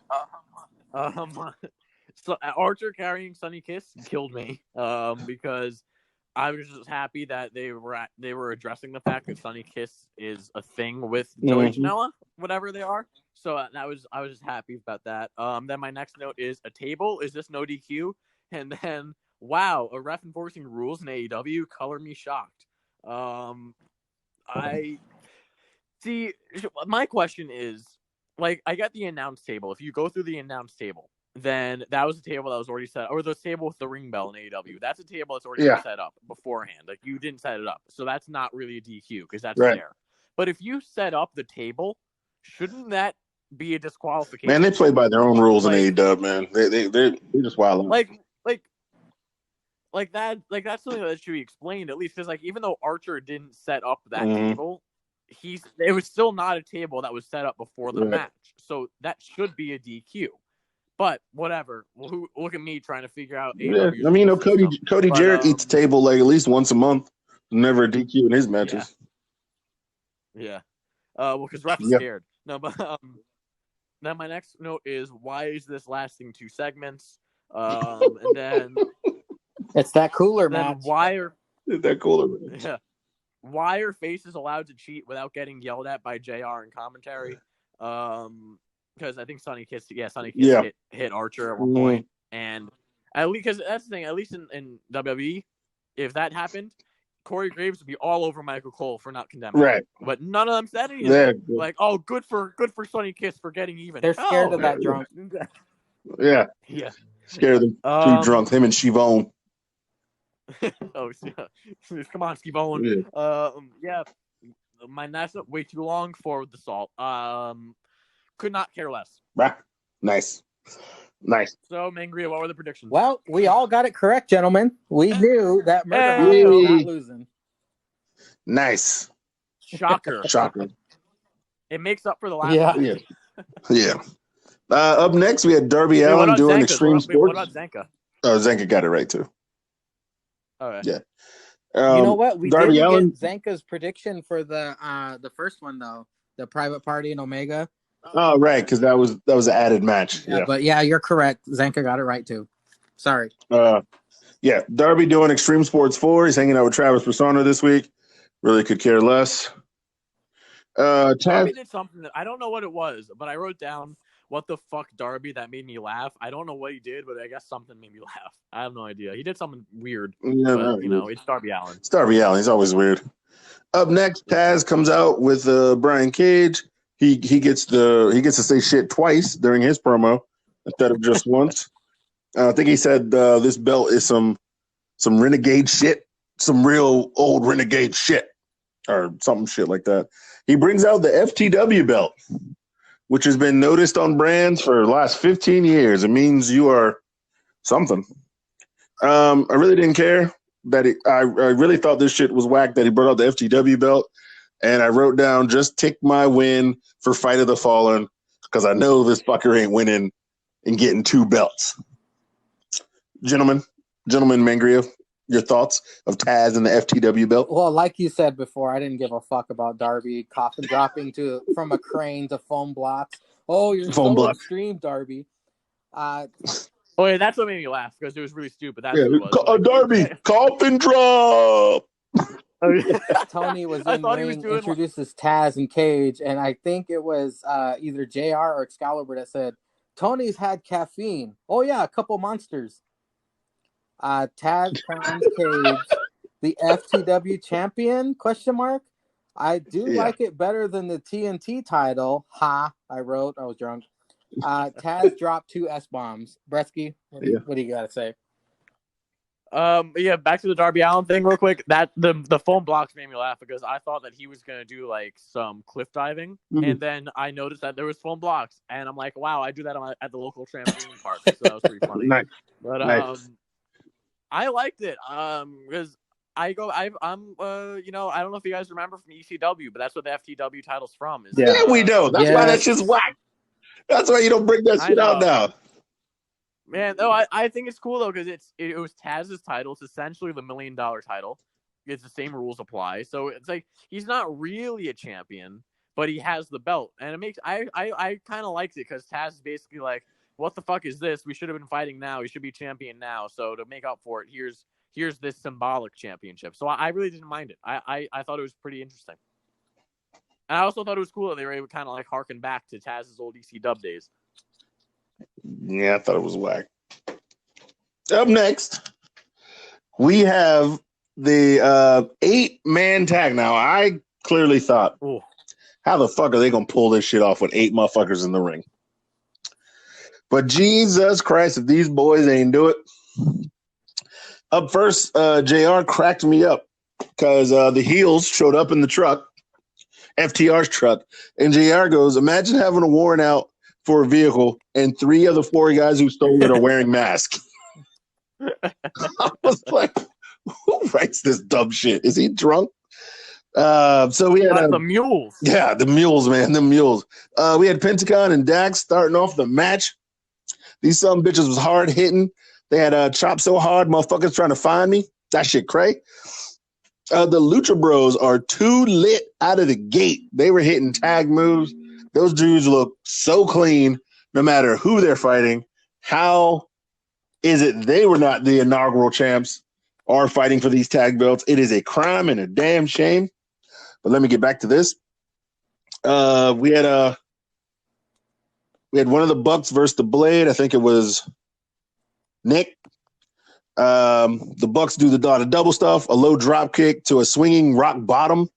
Nick and Ray Phoenix with the balance shit in the corner where they were grabbing each other's hand. Then went to the second rope, then the third rope. We heard the picture-in-picture. A Donnie broke out. The heels are taking control.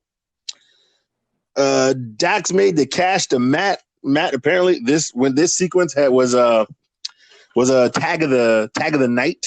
If you check the AEW Instagram page, he had clothesline, dives, hit a sliced bread, dives outside the ring, hits an elbow drop, super DDT, the Goodnight Express with the mix, and then the spike driver with the other half of the tag teams.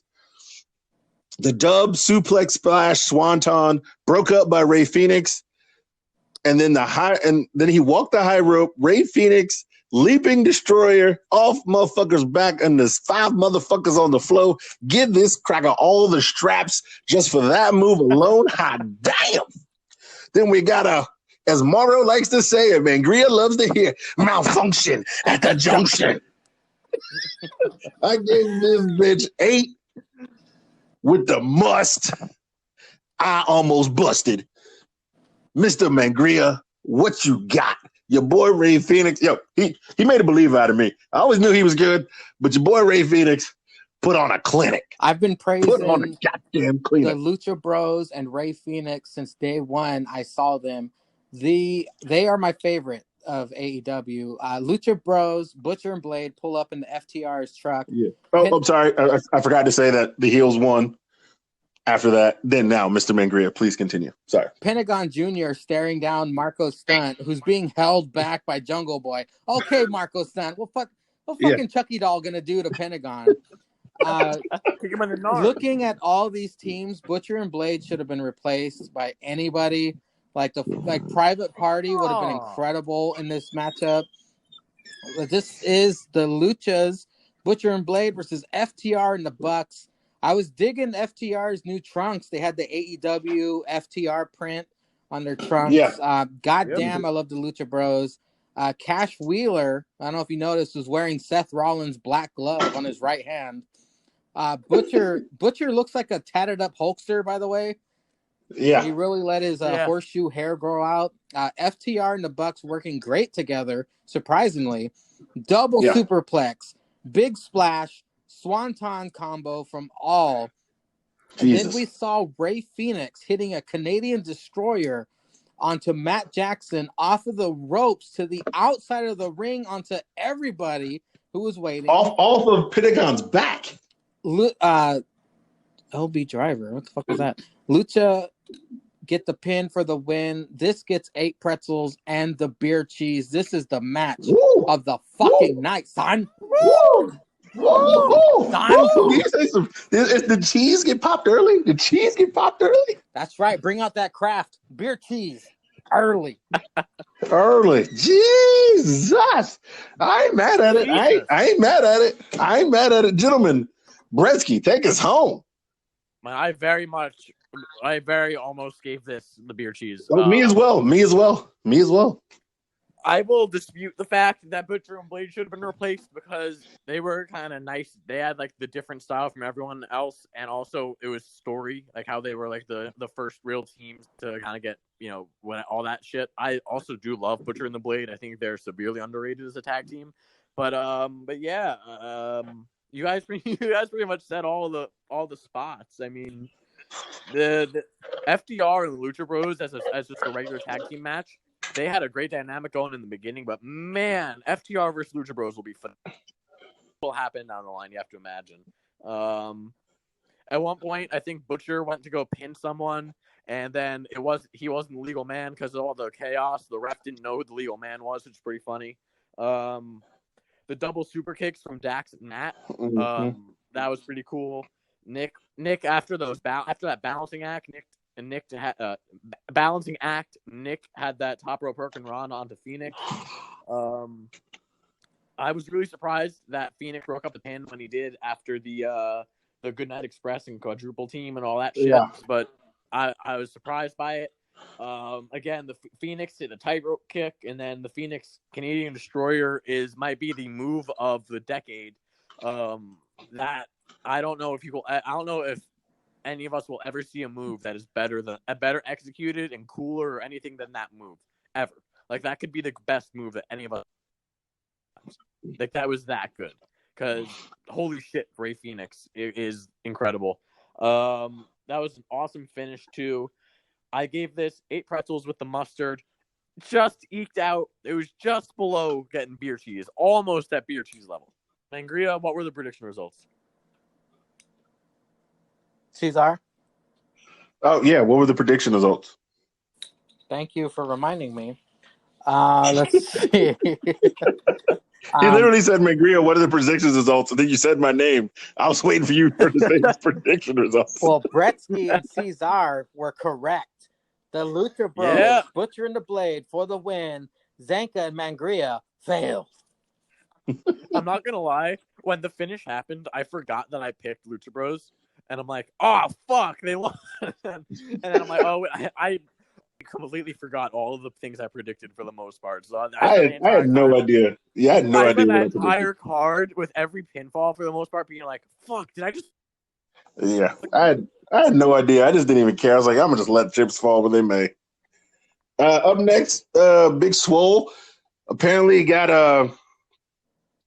she can't enter the building. Britt Baker has a restraining order against her, and she was mad that she drove her ass all the way down there, and they could have called that bitch. And she wouldn't have had to waste her gas trying to go into work. Well, hold on there, Ceizar. You missed the best line. Yep. What? I know what you're going to say. Called her Brittany Basura Baker. Yeah. Oh, yeah. No, I think there was a different best line. I actually disagree. I thought you were going to say this. You could have called me for this. You ever heard of a fax machine? Yeah, there we go. A fax machine. You could have called me. You ever heard of a fax machine? Yeah, she was served for kidnapping and harassment. Yeah, good old Swole. And this is great too because pretty much it lets the feud kind of simmer until Dr. can get healed. So I like it. Then up next we had the most disappointing segment of the entire fucking week.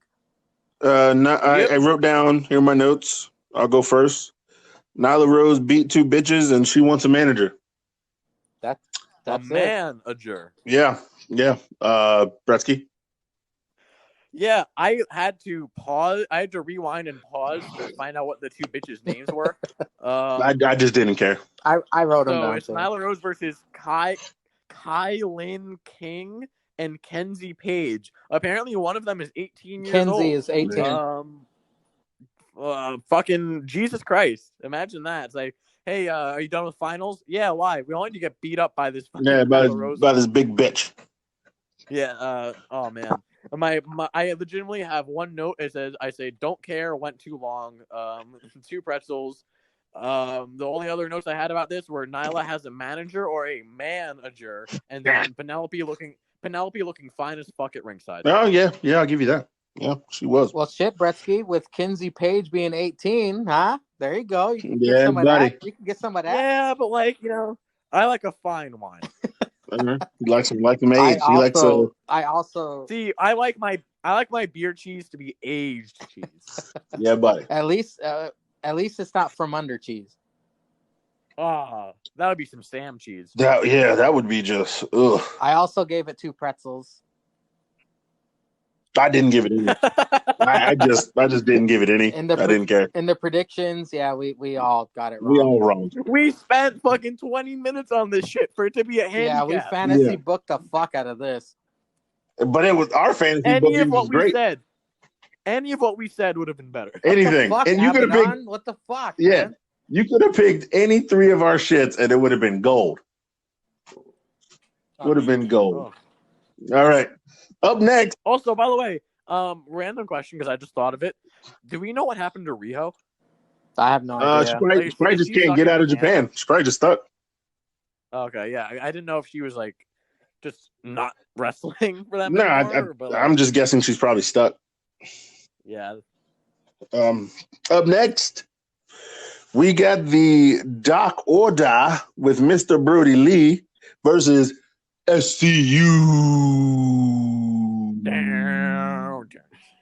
Bretsky, kick us off. What are your thoughts? And give us a pretzel rating. I was just singing the theme song. Oh, man. Yeah. My first note, every match, JR calls someone the best athlete in AEW. Oh, yeah. Yes, he did say that like at least 3 times this week. You know, Excalibur, I think that he's the best pound-for-pound athlete in AEW. He said that about Marco Stunt. I wouldn't doubt it. I would not doubt it. This was Stu Grayson's coming out party. Stu Grayson really showed out. He had the performance of the match. Yeah. I don't know what the fuck was up with Colt's bruise. It looked like it was Jeff Hardy face paint on his side. I don't know if it's real or not. Yeah, it is. But either way, is it actually? Yeah, it's real. It's a hematoma. No, I know a hematoma is real, but I don't know. Was Colt's injury actually a real thing? Yeah, it was legit. According to the internet, Right. Yeah, because I don't. Man, that sucks then for Colt. Yeah, well, he was out there getting it, though. Because I have in my note, Colt really selling the quote-unquote bruise, but damn, I feel bad. Yeah. Jesus Christ. Props to Colt Cabana then, if that's a real bruise. That's real bruise, because he was selling the fuck out of it. I mean. Oh, my God, yeah. Then also, I cannot believe that Christopher Daniels is 50 years old. Still getting it. Fucking R-Killing's getting it. Oh, yeah. It's the R-Truth effect, for sure.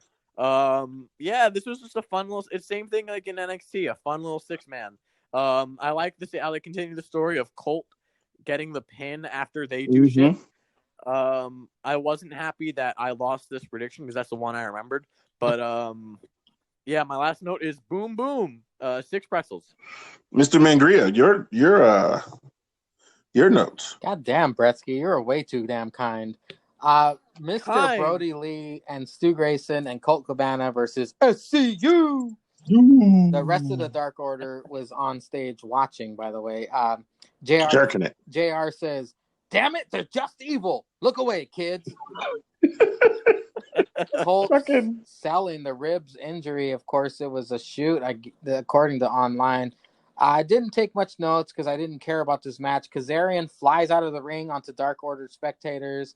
After nailing Chris Daniels with discus clothesline, Brody lets Colt get pinfall.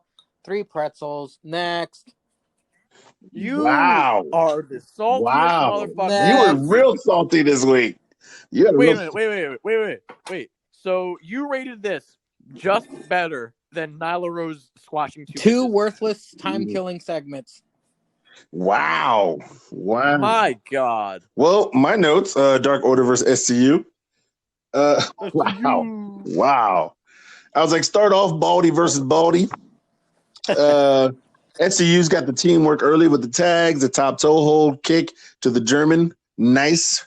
Colt Cabana selling the bruise. Kazarian hitting people on the outside. Colt always not seeing shit. Picture in picture. Mr. Brody Lee whooping on Sky. Dark Order in control during the whole picture in picture. 3 joint when it comes back. I don't know what the fuck that means. I was being dumb. Scorpio. I think what you mean, if I can take a guess, is that all 3 of them were attacking someone. Oh, right. Yeah, I see. That probably does make sense. Scorpio fighting back. Kazarian with the hot tag takes it to Mr. Brody Lee. To Grayson with the fuckery. Everyone gets their shit off, and Daniels with the top rope hits assault, but Colt with the save. Mr. Brody Lee hits the fucking clothesline shit he does. Once again, gives Colt the pin. 6. Pratt. Oh, yeah. Before Mangria does the prediction results, something I forgot. When Colt broke up the pin, I loved that reaction because Christopher Daniels was like, "What the fuck are you doing? Like, why are you helping them?" Yeah. And he's like, I don't know. I don't know. Yeah. Yeah, that's right. Yeah, that's right. He's like, get away from there. Yeah. Mangria, what were the choices this round? It's time to bask in Bretsky's glory because he was the only one who chose SCU. Wait, what? And for real? Oh, yeah. Mr. Brody Lee and Colt Cabana. No, Brody Lee and Colt Cabana. We won. It's a basket is glory because he picked it. Man, you said that because I remembered specifically. The only one I remembered was that I did not pick Dark Order. And when you said Basking's Glory, I'm like, wait a minute, what the fuck? Yeah. Like, did I get it right? Yeah. Up next, Dr. Britt Baker and Swole again. And just like you said earlier with the coffee to somebody's face, now Dr. Britt Baker's nose is broken again. If you saw her IG page, she's got the old photos with the broken nose looking crazy. This bitch always seems to find a way to be relevant when she ain't doing shit except sitting in the car pushing merch. It's great. I love it. What are your guys' thoughts about this little spot with her and Swole? It was really funny because on Instagram when she posted the picture, I mean, I could only assume that picture of her in the hospital was from the only other broken nose. Yeah. But the fucking comments were like, "You're made of glass. What is this bullshit? You got a broken nose from that." And I'm like, "Oh, Jesus Christ." She worked the fuck out of people. Jesus Christ, yeah. But yeah, this was great. This was great. My only thing is how Swole's disguise was so stupid because she just had the hood up. And she got through security. Through security and right through Dr. Britt Baker's security. Just Mangria, did you write any notes about this? Only one. I am in love with Dr. Britt Baker, DMD. As you should be. As you should be. As you should be. All right, up next, the main event. We got Orange Cassidy with new music, his own separate music. Versus the GOAT, Chris Jericho. My opening notes are why Trent ain't got no shirt on. Like, he's just walking out here with no shirt on. Just chilling. Orange sends the guys to the back. He takes off his jacket, his shirt, his shades, grabs his elbow pad, and walks straight into the ring. Jericho's music hit. And we got Santana Ortiz drinking orange juice, bringing orange juice cartons to the ring. Jericho's got Floyd smiling, happy. Then the match starts. So they start to throw hands. In the beginning, Cassidy goes for the top rope, went for a DDT, got flipped onto the Lion's Hammer early. Santana Ortiz with the sock weapon right into Orange Cassidy's back. The ref ain't seen nothing. Jericho's in control. He's talking trash. I think at one time he even goes for the old pin with the boot to the chest. And he's like, Orange Cassidy, come on, baby. Yep. Goes for the pin tip. Orange misses the Superman. Jericho with the baseball slide and flings Orange's dumbass into that barricade. Orange hit that barricade with his head twice. Really, really hard. I don't know what he was trying to accomplish there besides knocking his own dumb self out. Chris remains in control during another picture-in-picture. After that, Jericho is putting the pressure on Orange, and he's putting his hands on the rope. The ref kicks the hands.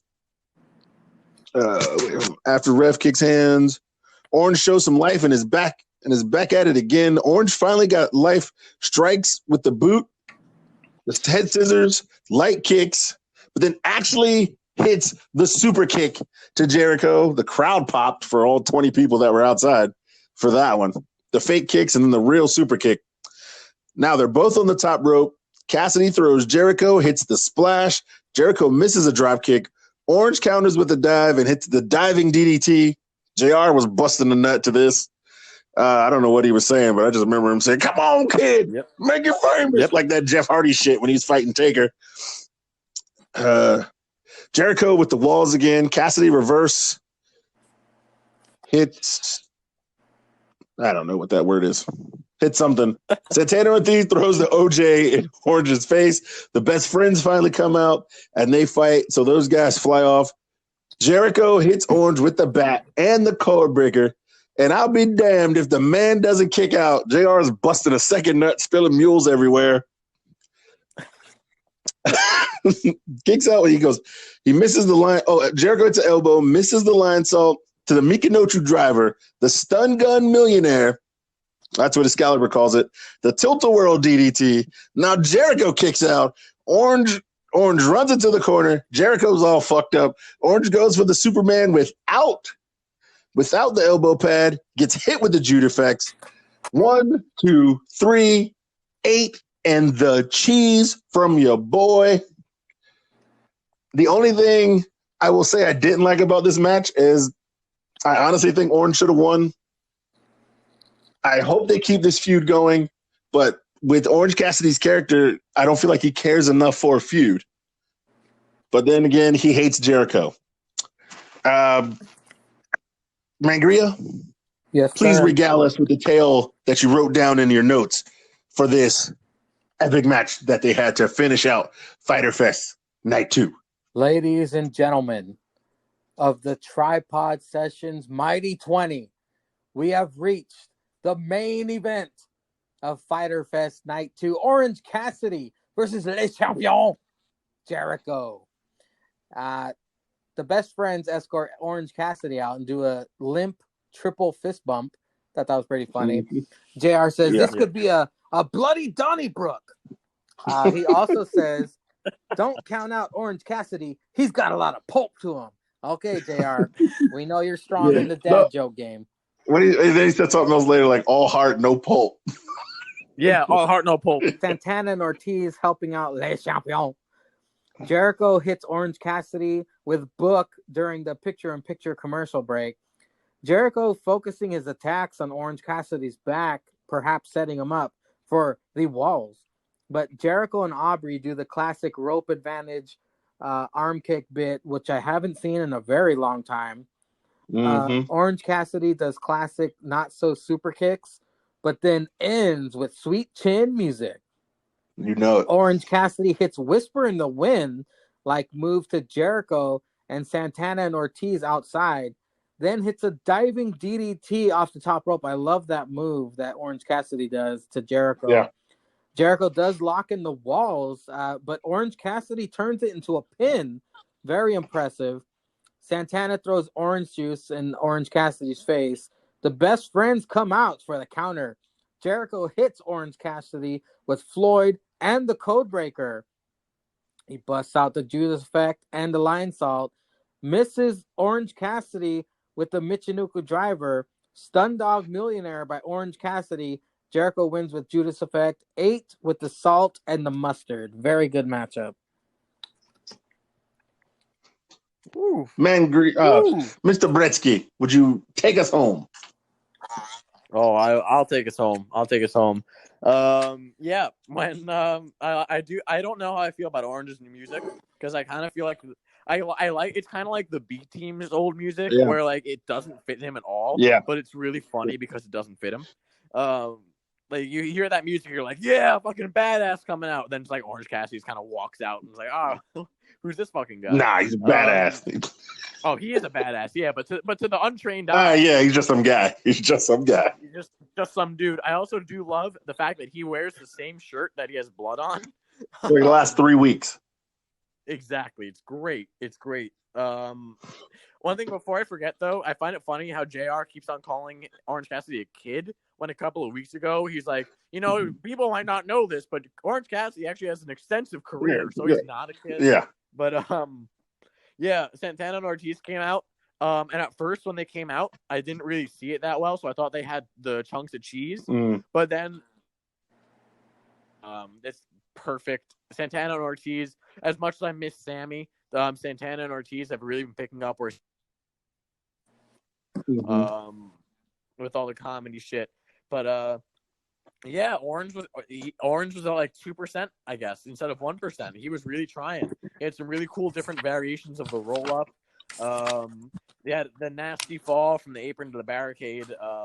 And then I was like, holy shit, an actual super kick from Orange, the springboard offense from Orange.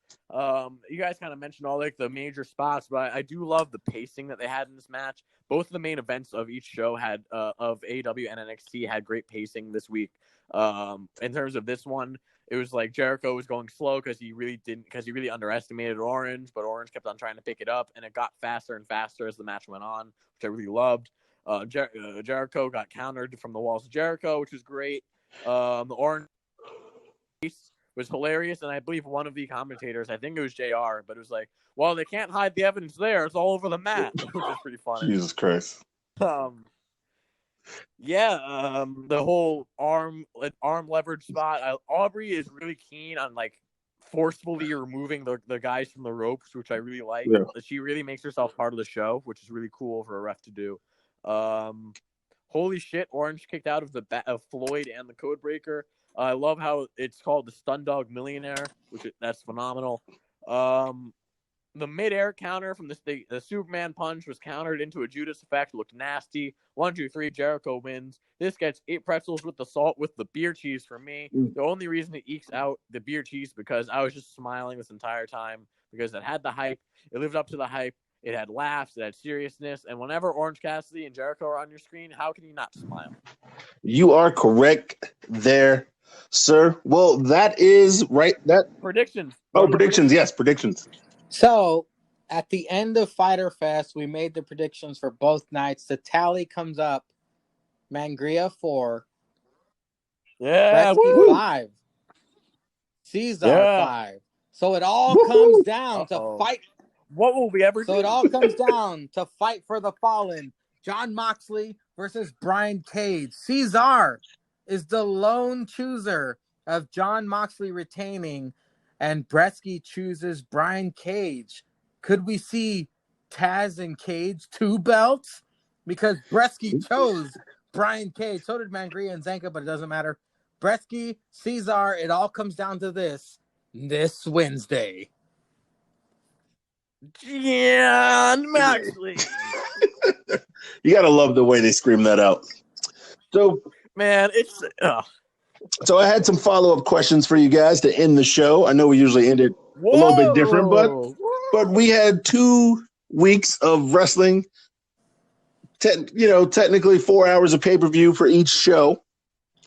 I would like to ask you, gentlemen, night 1 of each show, which one did you like better? Which program did you like? Night 2, which program did you like? And out of the 4 matches that could have gotten beer cheese, which one would you eke out as the best and give that little andouille sausage to with the beer cheese? I gotta look back. All right, let me list the matches from night 1. AEW Fyter Fest night 1. We had MJF and Wardlow versus Jungle Boy and Luchasaurus. I gave that my beer cheese for night 1. We had Penelope Ford versus Hikaru Shida for the AEW Women's Championship. That was both of our. We also had Jake Hagar with his sexy ass wife versus Cody for the TNT Championship.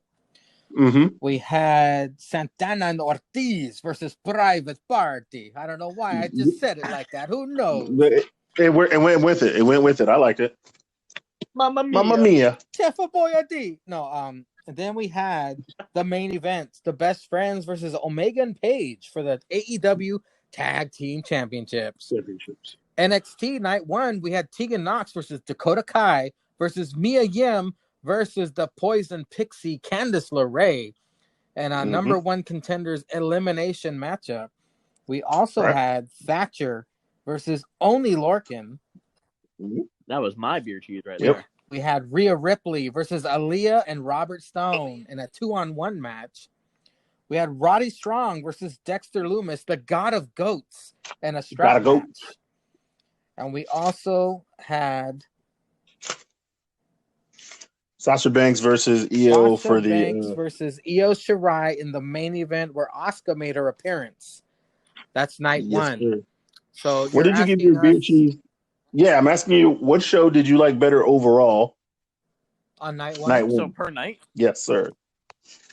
Ooh. And what did you give your beer cheese to night 1, Mangria? Let me see. Oh, so are you saying that we're giving a beer cheese of each night? No. So I want to take all 4 beer cheeses that you picked, and then you give the andouille sausage. Which beer cheese match do you think was the best out of both pay-per-views? Bretsky, you go first. Okay. But which night 1? Which did you like? Which show better? I'll have to say NXT. Because I feel like it was a more well-rounded show. We talked about it. How like MJF, like the first 2 matches on AEW, phenomenal, but it just kind of went downhill from there. They kind of blew their load really early, and also didn't help the fact that the best friends didn't win. That didn't really help things for me. Yeah. But I feel like just because it was a much more well-rounded show, I'm gonna have to go with Great American Bash for the first week at least. I'm actually agreeing with Bretsky. I like the Great American Bash better than I liked Fyter Fest Night 1. Mangria? I'm still looking for my beer cheese from NXT. Let's see. What the fuck did I like the best? I want to say mine was Roddy. I think you gave it to Io and Sasha. Oh, I think me and you did give it to Io and Sasha. Yeah, that's what it was. Oh, I found it. Yep. Io and Sash. Yes. You're on a nickname basis now, you're Ceizar? correct. Yeah, man. Black Lives Matter. I can call her what the fuck I want. Yeah. Oh, you know what's really funny though? Real quick is how like WWE is posting shit about like how 11 of their 15 champions are people of color, and Bailey's up there, and people all over like, what the fuck is Bailey? Isn't she like Puerto Rican or something? Yeah, she's Hispanic of some sort. Yeah. Like her parents are Hispanic, but like like, what the fuck is Bailey? Fuck this bitch got? Well, it's got to be 9 now because the New Day lost their tag titles. If I recall, did they lose them? I thought they lost them. No, I don't think they lost. I think that they won by DQ. I think. Oh, okay. I didn't watch the match. I just saw Shinsuke's Instagram where New Day was on the ground and him and Cesaro were holding the titles. And I was like, oh yeah. The New Day retained, but I think they're further. I was like, damn. If I recall, I think we had a dispute of the match order of Fyter Fest of why the Best Friends and Omega and Page went on last. But in my opinion, Great American Bash won the first night. We had the AEW night 1 with me, Beer Cheese, Penelope, and Sheeta because I'd never seen Penelope that good before. NXT night 1, Io and Sasha, like you had said already, way better. Mm-hmm. Loved it. With Asuka. Bretsky was not a fan of that ending, if I do recall. Yeah, I was not. I give the win night 1 to NXT, and in the ratings, it proves so as well. All right. Oh yeah, what were the ratings for this week, by the way? I know that NXT won this week. They were less, but NXT won again. Yeah. NXT won again? Yes. Yeah. Wow. They won again, but it was less than what it was before. Like they both lost viewers, but NXT won again. It's the 3rd week in a row NXT has won the ratings. Yeah, but apparently like AEW has the good demographic, 18 to whatever.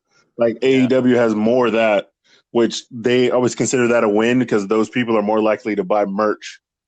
God, night 2 is going to be hard. It's also their target market. Yeah. If you're for a TV14 wrestling company, that's kind of like the hardcore fan market that they're targeting. So I mean, it's a win for them as long as they can see it. See, night 2 had that 8-man tag on Fyter Fest, and it had Jericho versus Orange.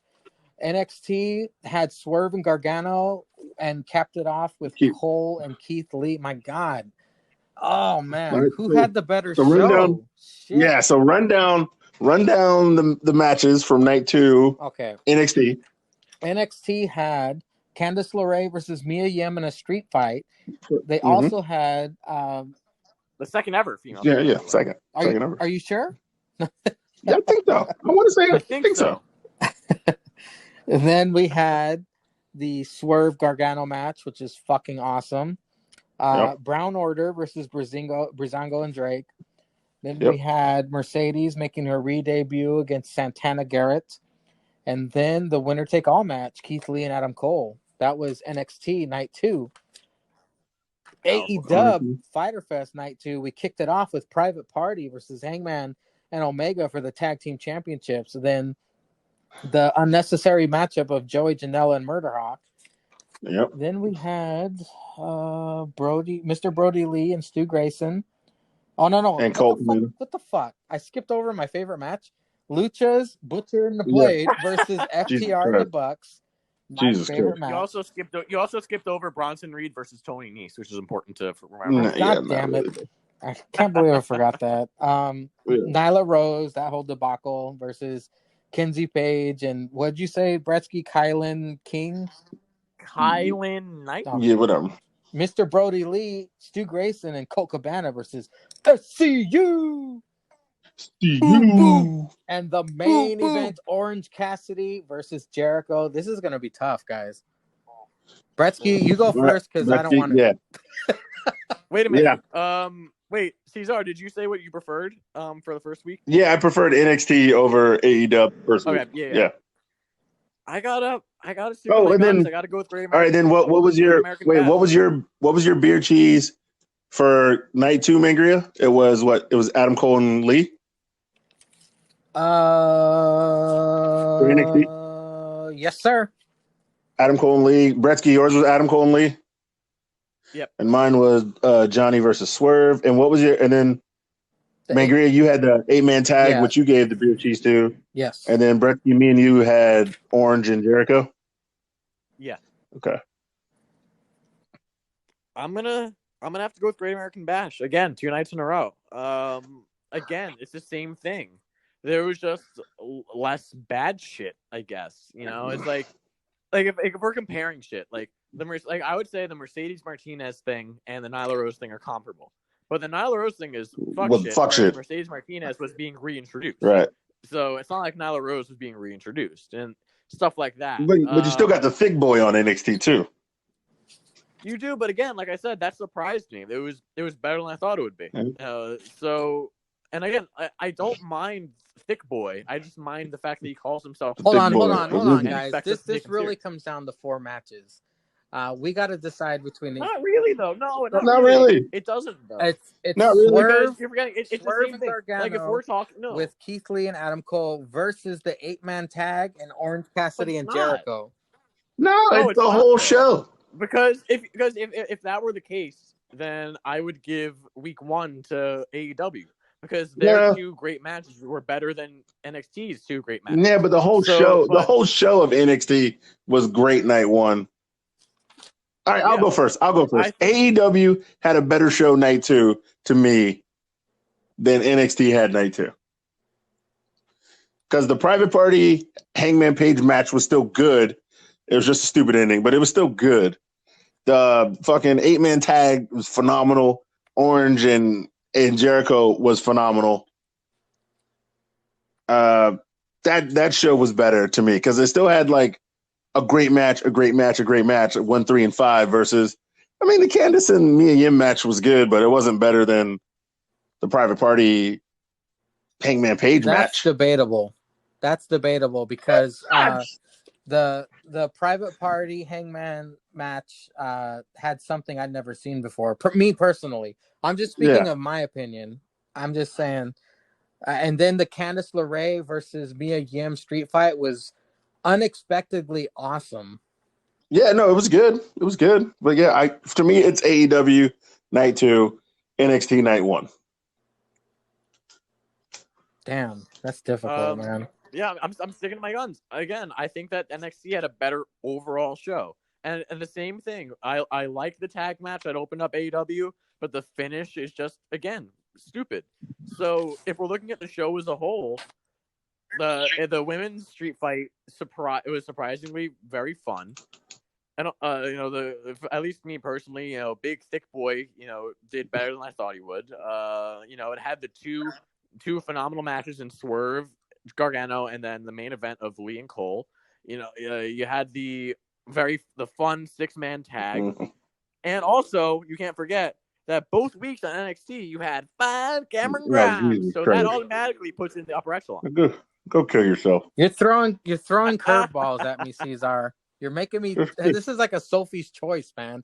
God damn it! I was so entertained by both weeks. It's so fucking difficult for me to pick a winner because both shows were fucking fantastic. God damn. Yeah, I'm not saying they weren't. No matter what, it was great 2 weeks. It was a great 2 weeks of wrestling. Yeah. Delivered. Yeah, it was a great 2 weeks. I'm just saying, man, if you had to eke it out week to week, what would you say? God, I mean, the 8-man tag, talk about brain boner. I came in my brain 8 times watching that goddamn match. Fuck. One for each guy. So difficult. Damn it. Oh, fuck it. AEW night 2. God damn it. There we go. All right. Now, here's what I'm saying. Out of your 4 beer cheese matches, you got to give one the andouille sausage. Which one was the best. Oh, fuck you.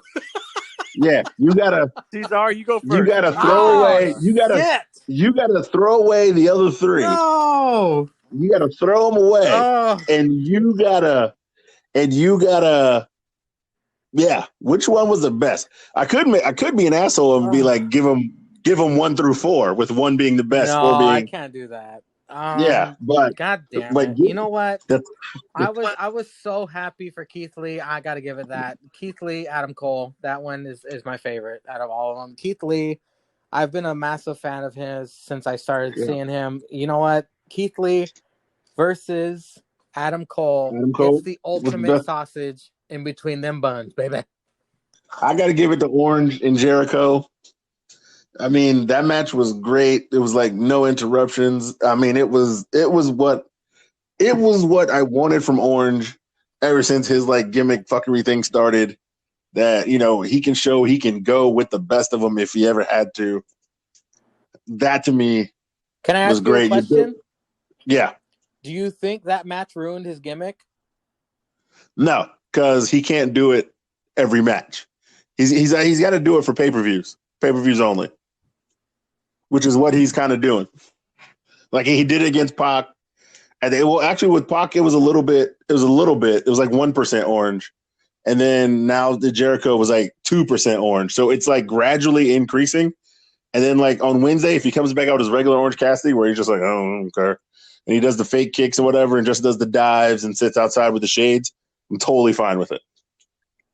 Bretsky? This is tough. Because I'm trying to think of what match has the most rewatchability for me. Like, if in 10 years I had to go back and watch one of these matches, I have to think. And I honestly, and it came as a surprise the first time I said it as my regular beer cheese, but I'm going to have to go with Timothy Thatcher versus Oney Lorcan. Because as much as I love Cassidy and Jericho, as much as I love Lee and Cole, as much as I really loved Penelope and Shida, yeah. If I had to choose one of them to rewatch in 10, 20 years, you don't see that kind of technical match that Lorcan and Thatcher had. Like, that's kind of shit that you expect to see, like, ROH in its prime with, like, Daniel Bryan and Samoa Joe. So I'm going to have to go with Thatcher and Lorcan. By a hair. By an absolute hair over Heath Lee and Cole. I respect that. No, I mean, it's your choice. So, yeah, you got to get down how you get down.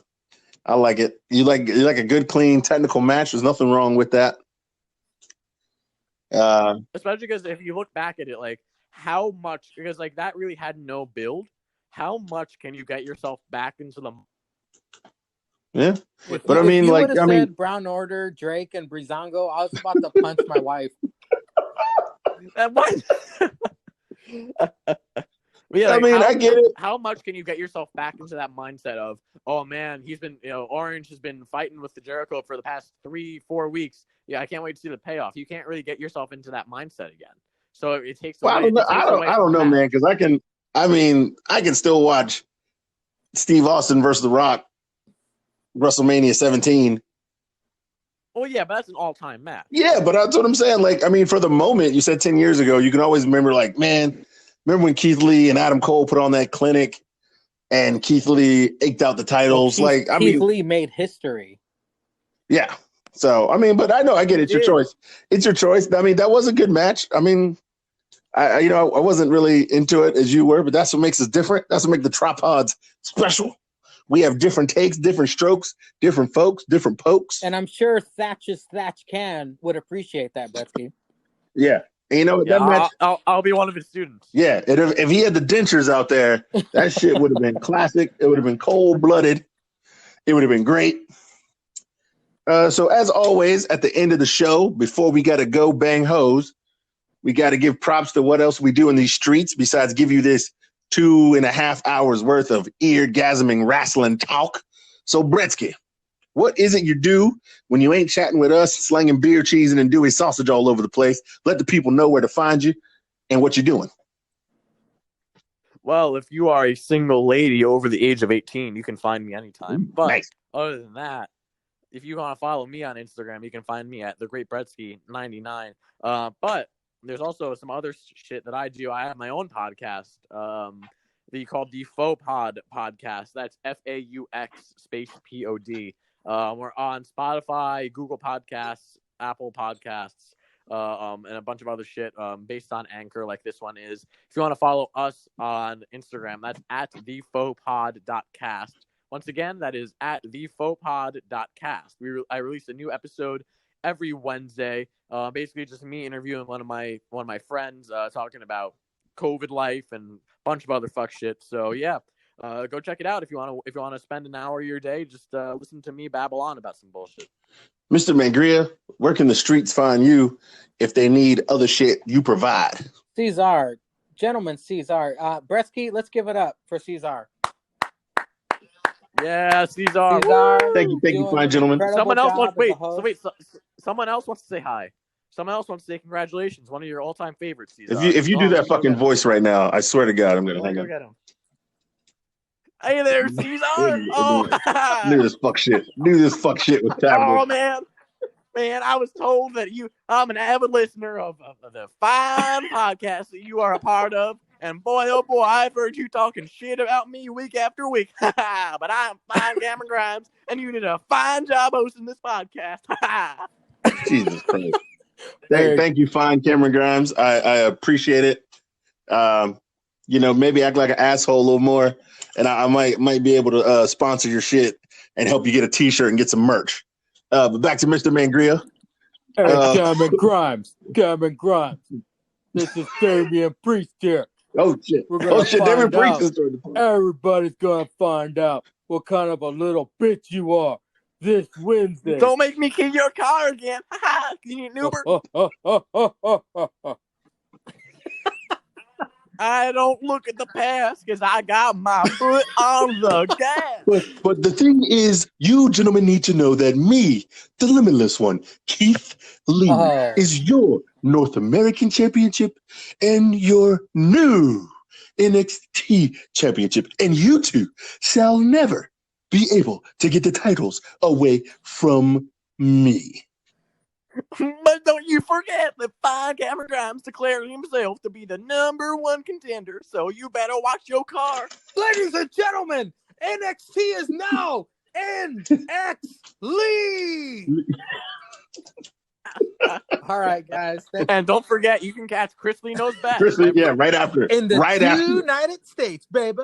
Oh my God! And don't wait and see as WWE superstar Mike the Miz Anning hosts Cannonball, summer's wettest, wildest TV show, Cannonball. This is why TV was invented. Yeah, it was. That's the tagline. I believe it. Thank you, Julius _Caesar. Thank you, the great Bretsky99, for joining us as always. Thank you to the Mighty 20. This episode is going up on YouTube because I'm going to tinker with it. Oh, shit. It's going to be on YouTube and Anchor. Thank you, gentlemen, for hosting the past 2 weeks. And Spotify. Next week, we get to talk about Fight for the Fallen and a regular NXT that's going to be hot. I cannot wait. One's birthday. Oh, yeah. It is. Caesar forgot. I'm gonna be hella drunk. We could have some surprises. I'm not promising, but we shall see next Wednesday. And I'm out of school now, so I can try to do it on a day that's not almost next week. All right. Bretsky, you need to connect to the Wi-Fi or something. You've been cutting out this whole episode, brother. Man, I'm on Wi-Fi. All righty, ladies and gentlemen, thank you for listening. Gentlemen, thank you for your time. And as always, all hail the future birthday boy, Julius Caesar. Aww.